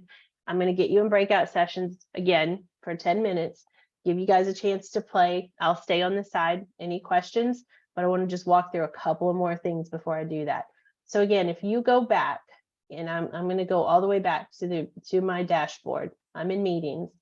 Go to my meetings, and I want you to choose that meeting you just created. I don't want you to edit it or delete it. I don't want you to choose that 3 dot. I want you to actually click in the box and open it up. So again, I went to meetings, my meetings, and I'm going to choose that box, click anywhere in that box to open it up. So the first tab is agenda and summary. Again, take my attendance. By the way, something they didn't show you or mention, if you need to go forwards or backwards, you can. So if I want to jump to the next meeting and get a head start on my topic, you can go to any future meetings, and you can also go to past meetings if you needed to add information. There's one thing I do want to mention here, because I feel it's important. As an educator, I'd want to know this, and there is a workaround, but I am going to mention it because I don't want this to happen to you, and it wasn't mentioned. When you're in a meeting, any of these people that are in attendance, regardless of if they've created that meeting or not, if you come over to the top right underneath your picture, and there's a 3-dot menu, it will allow me to delete the whole meeting. So you might be going, well, that's a no deal. I'm not using it. Not necessarily. I'm hoping they're going to do a workaround on this, but at this time, they can edit or delete. So there's a couple of things to mention with that. Invite the people to that meeting that need to be there, and explain to them not to alter it in any way other than to maybe add some notes. Here's the other thing. If you hit the print button, you saw how we had gotten this file before. If after each meeting you needed to save a copy so that you know it's set and marked and it's not anything that can be changed beyond today, just download it and save it as a file on your computer. And so each meeting, you don't even have to print it if you don't need to, but you have it saved as a hard PDF and it cannot be adjusted. But I do have to mention that as an educator, I would want that mentioned to me before I go through it and someone accidentally deletes, because there is no way to retrieve it. So again, only put those people that need to be in the meeting, put those people that you know aren't going to fool with this, and remind them that you have a hard copy of each one. So if anything is changed, you've already got that hard copy just by hitting print and going to download and save that file. So again, that kind of covers here what's at the top. Our attendees are here. Our agenda we talked about, either adding a topic, adding to an existing topic. These I cannot change if they're not mine, so those cannot be altered in any way. So that's why I say if you create that PDF, none of this can be changed. No one can go in and remove this or change it unless it's their comment. That's the only time I can edit or delete something. Students, if you put a student, some of this information may be there, some of it may not. This is interventions. You're not going to have anything in your system on interventions, but this is what we'll cover in day 4. It's what it will look like. Assessments, always live based on that data coming in. All of it is clickable, so I can dig into it further and get more information on that student's assessment. Incidents, attendance. As you start to get smart forms, those will be there. Comments. I do want to say again about comments, whatever I put, if I type a note here and say private comments, whatever it is I'm typing, I can mark this as private. And once I submit it, the way it appears is it will have, it'll have a little lock here to the right of my name and date. I do want to remind you, if I say the student's name and a parent, this Rosary parent, comes in request records for this anything on her student within eduClimber, this note will be given to her. So make sure it's always how it should be written professionally, so that if that parent did happen to get it, you always want to assume worst case scenario that they won't have anything violating their rights. So please be careful what you do put, even if it's private. It's a little misleading. Tags, any tags that you've applied or you're searching, there's that tag that I applied. And we won't go into thresholds right now. And straight from here, you can add a student tag. So either way, whether you're doing it through your students or you're coming here in the end and adding a student tag, you can go ahead and choose those students, create a new tag, apply a tag, or go and search a tag. So you have either option.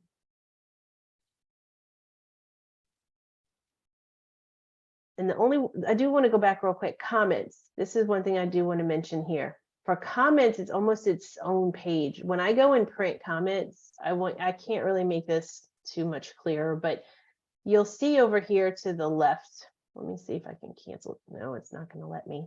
The way that this prints, it's kind of a very old-fashioned type print. It's not very updated.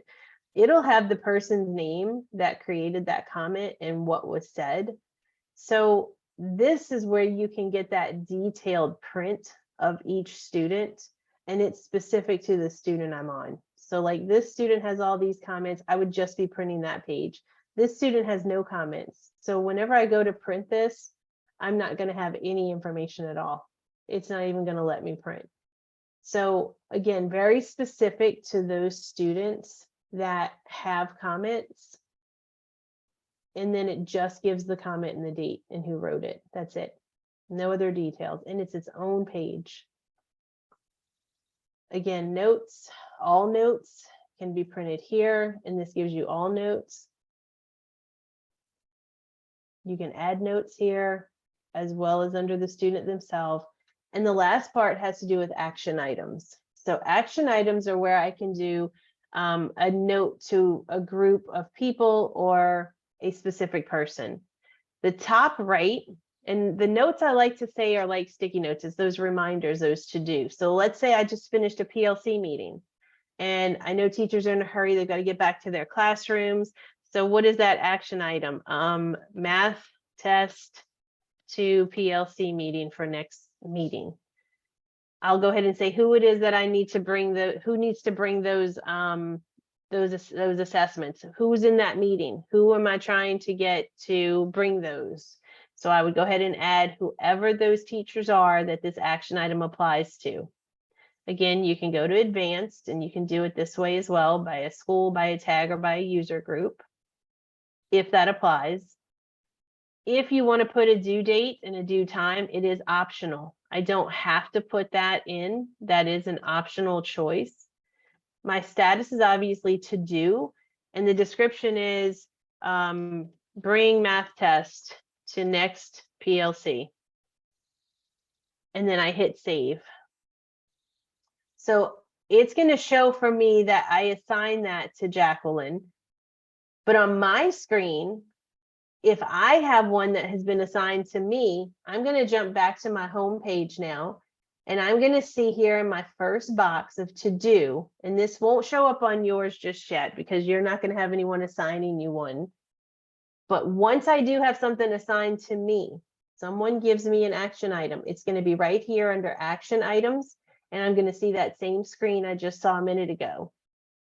But this is specific to me, my action items, or if it's assigned to me. And this is where I can say, okay, met with students. Double click over here to your status, say if it's to do, on hold, in progress, or done. And I can do that for each one. Oh, this one says to call parents. If I want to delete it, I can delete. If I want to change that status, just come over here, click onto that oval, change your status.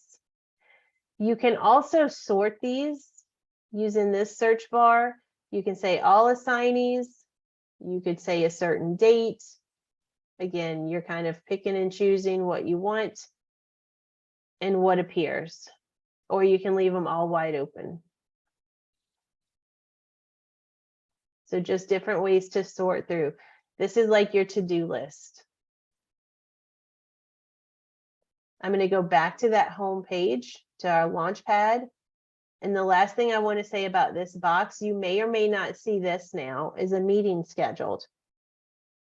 If you created that meeting and saved it, if you click one, well, for me, it was a 1. If you click the meeting that was scheduled, it'll show up under your meetings icon, and this will be where it is located. Now, remember, it's going to show my meetings and it's going to show all meetings. So these are all past meetings. These are meetings that are no longer any good. They're done, but it still saves them for you so that you have them. And if you do want to just be safe and you want to say, okay, I want to keep this as a hard copy, go to that print and download it as a file onto your computer. So what I'd like to do now is give you guys a chance to work about 10 minutes in meetings so that you can just kind of play around, ask some questions. Maybe you're thinking of one that you want to be real and you want to start to build it. Remember, you can go back and edit it anytime. So we'll do about 10 minutes. That's it in breakout session. When we come back, we'll make sure to cover any questions, turn it over to Dr. Dave, and we'll go from there. Okay, I will say, as you're making your, feel free to make a practice one, but we will require during the month of October that you set up and hold a problem-solving team meeting. This is how we're going to check your PST meeting schedule when they are. If anyone on the district MTSS team wants to come out to visit you, this is where we'll be looking for that data. So I told you earlier in the year, we don't need you to turn in your calendar of PST meetings this year because we're going to expect you to at least make your PST meeting in there. So if you want to use these 10 minutes as a work session, feel free to do that as well. Yeah, I agree with Dr. Dave for sure. Use it as efficiently as you can. Use this time and start building it now. No, the Office 365 doesn't work at this time. It's just a Google Gadget. I think they might be working on that, but that's something that I know there's been feature requests put in. I will tell you if it happens, the way that this is where it's going to matter to you more now today than the first day when we talked about it. Look for that little red dot with a number, kind of like I have there for this bell icon, because this is where you're going to see any updates. And the last update was done September 9th. So I think that was last Friday.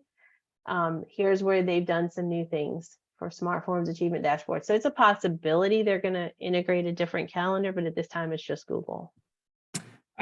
So if you have been using Office 365 and you've got something set up in Teams or something like that, you can still use that, but you would also need to make the team in eduClimber. And I think you're really going to like it once we get into it and start using it because it grabs all the data. So whatever kids you're looking at, it pulls it all in. And, you know, in the past meetings that I've been to, there's one person on focus and one person on School City, and there's someone in the math platform, and there's someone pulling up test data, and someone pulling up referrals, and someone looking at attendance. All of that comes over right away. And you can just start from left to right. Let's look at their behavioral data. How's attendance? How's discipline? Now let's go over to academics. Let's look at progress monitoring. And you can go kid by kid by kid. So it should eliminate a lot of dead time that we have in those meetings, and everyone will be able to just focus on, let's look at this kid, click, what's the data right there.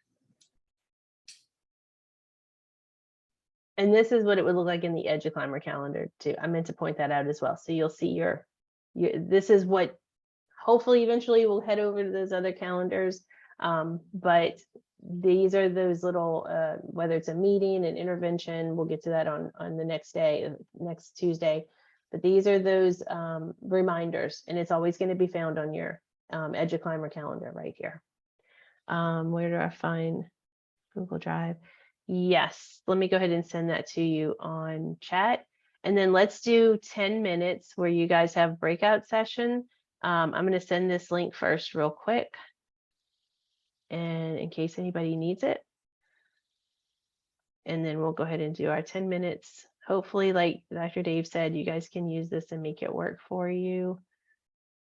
And there you go. That was a question. Oh, it might have just been for me as well. Okay, so let's do breakout sessions, 10 minutes. I will try to join some where I can. I'm going to stay on just in case people have questions like before. So if I don't join, it's going to be because people have questions first. Andrea, I have a question. Yes, ma'am. Hi. So I'm still I just want to make sure I really understand notes. Okay. Okay.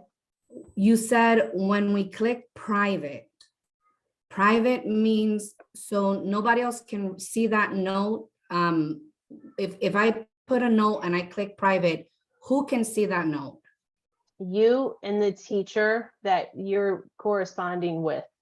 So if whoever's in that meeting will not see it. they will not see, I'm trying to find one on this practice one, but I don't have it. You're gonna have a little lock. When it says private, you're gonna have a little lock. So I'll do one here, say practice, just to show you what it looks like. So I've created a note that's private, and it's just from me, and it's on this meeting to whoever created this particular, which was me in this case, whoever created this particular topic. So that's the only place it comes. If I get into a student and I'm talking about the notes here, the only person that's going to see this in this case is me. So now I'm not going to say site administrators can't see that, because they have possibility of seeing those private notes. On the students page, if I go to a student, let me see if I can pull one up in this, if they haven't like completely removed everybody that we used to use yet. Whenever I look at comments on a student's page, this one's open. If I go in and create another one, let me type it in for you real quick. I'm going to say it's private and I'm going to submit. So only I would be able to see that note, and any site administrators that have further privilege. If the parent requests records, the parent will receive this note. But that's Other only, teachers but won't that's see. only if that note is attached to the student. Or has the student's name. Yes, because that's what would attach it, as well as the student's name. So whether So- it's here or in that meeting, if it's attached to the student's name, then like in this case, if I go in and I put a private note and I put the student's name, it's attached to them as well. Like here. So this is attached to this particular student. Even though it's private, it would be attached. Right. So if we're in the, if we go back to the, like the agenda part, right? Okay. Let's say that we're in that problem solving meeting and we're discussing possible tier 3 review students, right? So if the topic is, if one of the topics is, possible tier 3 review, and we put notes under there, and we put like, let's say the first name of the student, like, yes, we agree, Dara, proceed with tier 3 review. It won't automatically attach, right? Because it's a first name, or how would that work? If you go and you put it here, it will. If you're only doing it here and I'm putting practice and I put Dara, then it's not attaching to a student. I'm still going to say use caution, because I would never want something that could somehow come back and that says that that student was in this meeting. And so the parent still somehow gets that note because you've put the first name. You know what I mean? If it, Right. they could still put Dara into this meeting in any way, there's a chance that even though it's private, it still could come back. I always say use caution with those private. It's so misleading in a lot of ways, because if I've got private, it leads me to believe that it's totally private. No one can see it.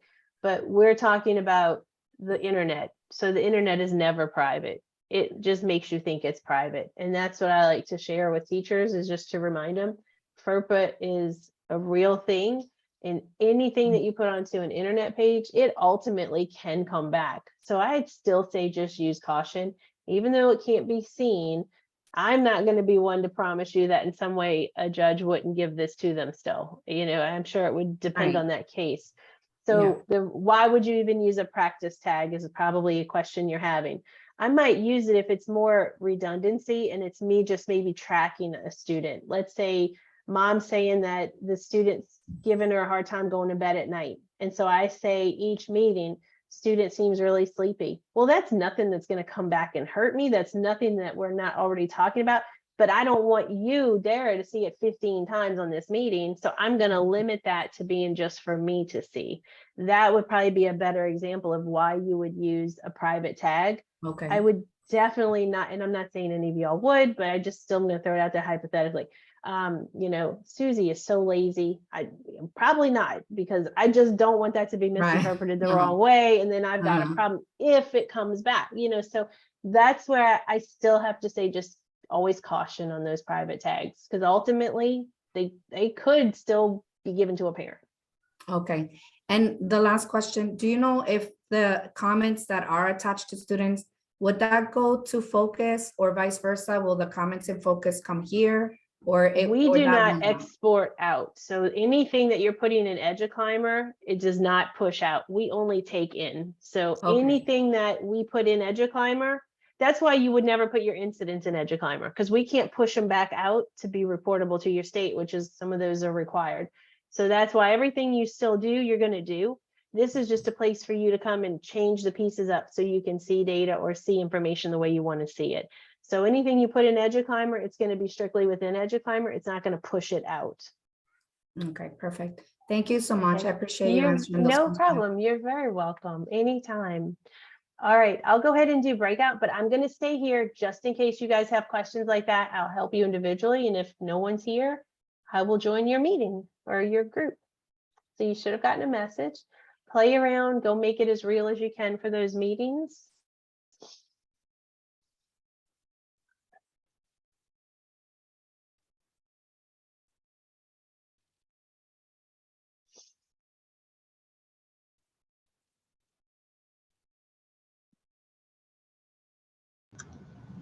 Andrea, I have a question. Yes, ma'am. Got a little overwhelmed and confused here. Okay, let me help you. Okay, so let me give you an example of what I'm trying to figure out and understand. When we have our problem solving team meetings, I'm meeting with my team and we're talking about, I'm going to move this kid, we want to move this one to tier 3 and this one to tier 3 review and this one to, down to tier 2, this one to exit, different things that we discuss. Do I create a different topic? Like, can I create a topic that says move to tier 3 and then add the kids to that group that we're talking about moving to tier 3? Or am I just adding all of the kids at one time? And then within the meeting, I'm still directing what the proposed motion is. Okay, here would be my suggestion, not knowing totally. I mean, I get what you're talking about, but if I'm off in any way, you tell me because your meetings might be really specific. So here's just a fresh meeting, let's say. Okay. It sounds like what you're saying is we're going to discuss where students need to go. I'm just going to say for the sake of, so your levels, right? That would be your different levels. And so in this case, I'm going to leave this up to you because I'm not sure exactly where it needs to go. It sounds to me, I'm going to take you where it sounds to me.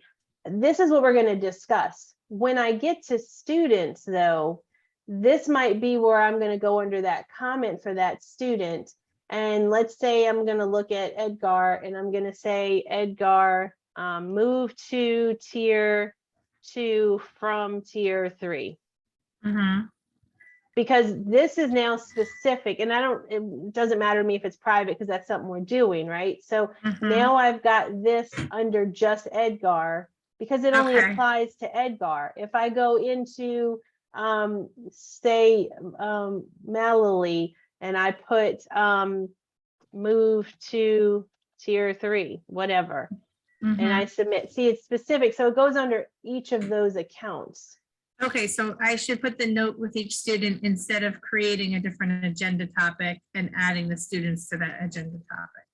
That's what I would think is the safest, because what happens is if you put it here under this topic, you're going to have to say for each student what you're doing. And if you don't care that the students' names appear here on that overall, I'll show you what it's going to look like. So move to tier 2 from 3, I'll just put that. And the first student I had was Edgar, and I'm going to add. So I've got Edgar here. Let me do one more just to show you tier 2. And the other student I had was Mallory.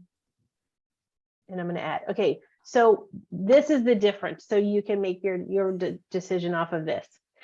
When I go print this, and any teacher, by the way, that's here, they will see this. Okay, so what I would do from here, if I print, just to show you, there's my attendance, but here's where it's going to matter. This prints on that PDF form for all to see. Everybody can see, regardless if they have this student. So if I don't have Edgar, I already know you're talking about him going from tier 2 to 3, even though he might not be my student.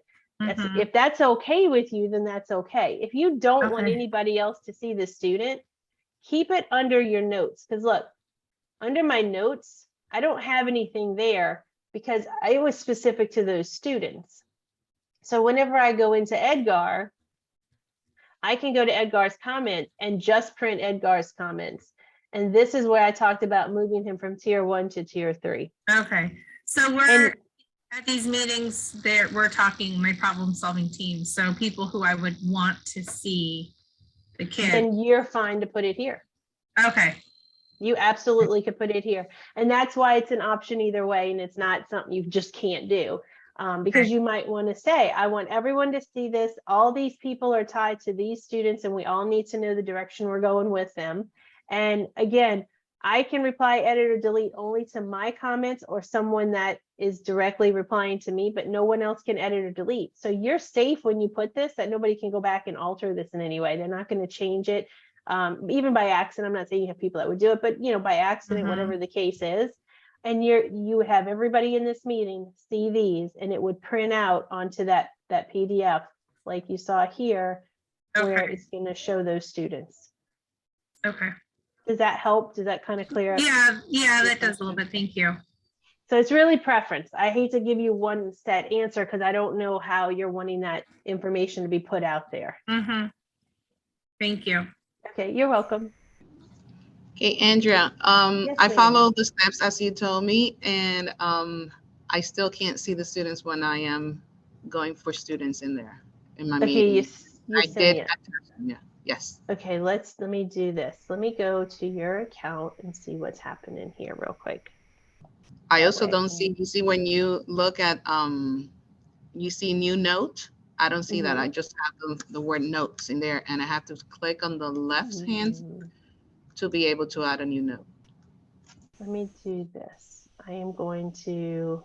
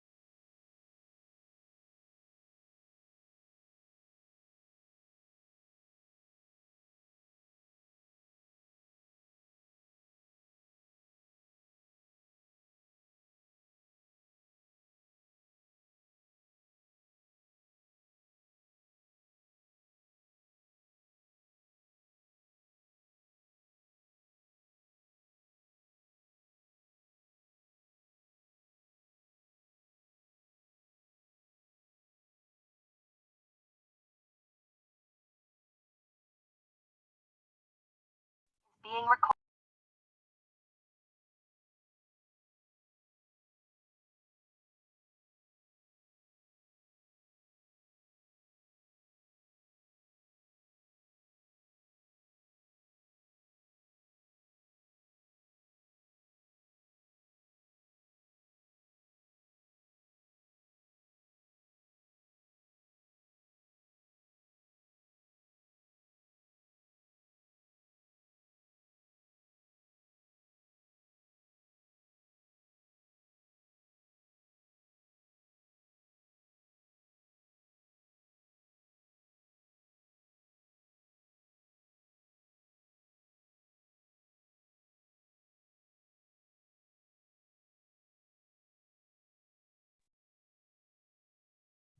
Okay, it looks like we've got everybody back.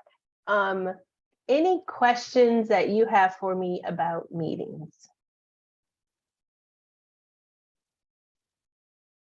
The only questions that I had, I kind of stayed and hung out before I jumped into a session or two.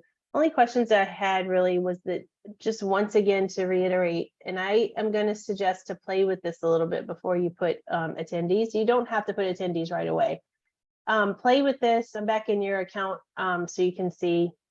I can take them off and just worry about me, or maybe get one other person so we can see the difference. But if I add here under a new note, if this is where I attach a student, everybody sees this because this is part of my agenda summary. So just think of a regular meeting. If I put on that summary, we're going to talk about, little Joey and little Susie, then that's for everybody to see. If I have a summary of a meeting, but I have some side notes that have nothing to do with that paper copy for everybody, I'm just keeping my notes. I can create in students under comments. Now this will be attached to this student, but it's not going to be on the summary page. So this is almost like a whole separate page if I go just to comments here. Notes will be attached to that agenda summary. So it's just a way for you to say, okay, we've just got some notes taken on everything. Remember to do this for the next meeting, or action items for someone to actually be assigned an action item. Your agenda is kind of those things that are set, and you can go forwards or backwards and create those agendas. Take your notes on it. But the only part I would caution is, do you want students to show or not? One person said, yes, I need to see everybody that's invited to this meeting needs to know about this student. So then yes, and that's why it's an option. That's why it's there. So you can put students here. If you say, no, this is just kind of something on the side, either under the student's comment. Now, again, this does report on that student and it would show on their profile page as a comment, but it doesn't show for everybody in the meeting. If you're trying to say something about a student and you don't want anybody to know, don't put it on the internet. That's my only advice. It does not belong anywhere here. If it's a note you have about a student and you don't want anybody to know. If it's between you and yourself, don't put it on eduClimber. If it's a note, it's just, where do I want to house it? Under the student only, or on the agenda for everybody to see, regardless if they have access to this student or not. And that's the big picture of the difference. So any other questions from me? All right, well, I told you we'd finish a little early, and we did. So I'm going to turn it over to Dr. Dave and let him be the one to give you some guidance from here. Okay, actually, I'm going to share my screen because I want to show you all something in eduClimber. Okay. Are you all seeing my eduClimber account now? Okay, yep, we can see it. Let me go into top secret mode for our recording. If you want me to pause the recording, I can, if you prefer to show names. Oh, it's fine. Okay. Nope, names don't matter.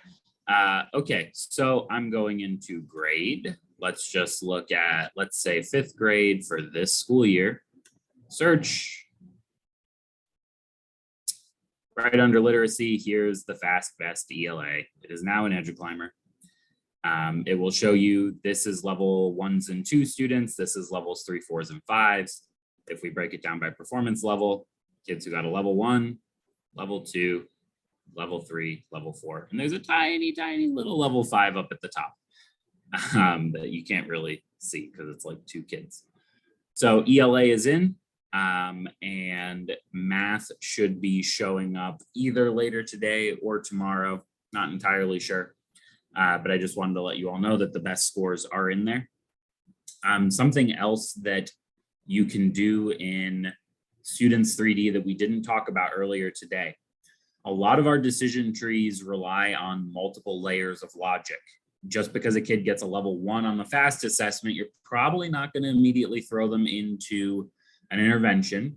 Asterisk for that, remind me to come back to that in a second. But you might want to know if a student got a level 1 on the FAST assessment and they scored low on NSGRA, you can do that in Students 3D. So you would add 1 assessment. How are they doing in FAST? Level 1. And then you would add a filter for NSGRA. Are they above level, below level? It's a really great way to be very targeted in the interventions that you're applying.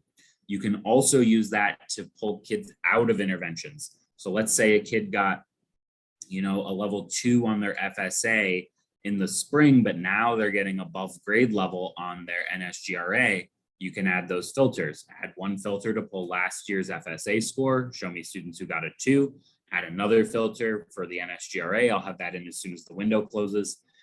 For this year, for kids, or even last year low on FSA, this year above level on FAST assessment. If we have students like that, it'll pop up, and then from there you can pull that tag off of them, take them out of that tiered intervention. So I just wanted to let you know that's a really cool feature. That's one of the reasons I love Students 3D is you can get like really layered and targeted with your analysis. And it always just shows you here are the kids who that applies to, and you can easily add tags or interventions or take them out. For the meetings, I had this question a couple times. What's the expectation? Our expectation is that you schedule at least 1 meeting for the month of October. You can go wherever you want from there, but that's our expectation, minimum at least 1 meeting per month. I had some really great conversations with people who want to get, pretty creative with that. You can schedule PLC meetings so that your PLC team members have that regularly with that student data coming up on a weekly basis. You can schedule, let's say you're doing your problem solving team meeting and you're doing, on the first week, we talk about tier 3. Well, you can set that up as a monthly meeting for the first week. This is a tier 3 meeting. Then on the second week, monthly, this is our tier 2 meeting. On the third week, this is our behavioral meeting. However you want to do that, I would encourage you to have more problem solving team meetings than once per month. I know that's not too big of a ask at our elementary level, but many of our high schools only do a once monthly meeting, and covering 2,000 kids in a 1-hour meeting once a month is quite difficult. So I just want to let you know, as much as you want to do, as far as you want to run, as fast as you want to run on the meetings, feel free. But our expectation is when I go in at the end of October and I check, I see that there's at least 1 meeting. Does anyone have any questions about meetings or FAST data tags? NSGRA will go in as soon as the window closes. I don't think, Elizabeth, if you're on here, does anyone know the end date for our window? This Friday. Okay, so I'll have it, I should have it in. I will pull it on Monday, send it in. It should be in next Tuesday. We'll see on that. Also for the FAST data, I will do an update once the window closes. So I've got, we've got 45,000 scores in right now for the FAST stuff. When the window closes, I'll send it in again. That'll pick up the next round of kids, anyone who tested this week or next week. And that's also when the percentiles will go in. I know a lot of you have had that question. Why aren't they getting percentiles? The state cannot provide percentiles until every kid in the state is done testing. So they will update their platform with percentiles once the window closes, and I will have them sent over to eduClimber at that point as well. For our winter assessment, our PM2, our expectation is that it will be coming over nightly as students test, but we just weren't quite there yet with the focus end of it to get all of that piped in. I think that's it. Anyone else? Any other questions? Meetings are real cool. I like them a lot. And students 3D. Okay. Andrew, if you want to stop the recording, we will wrap it up here and y'all get 10 minutes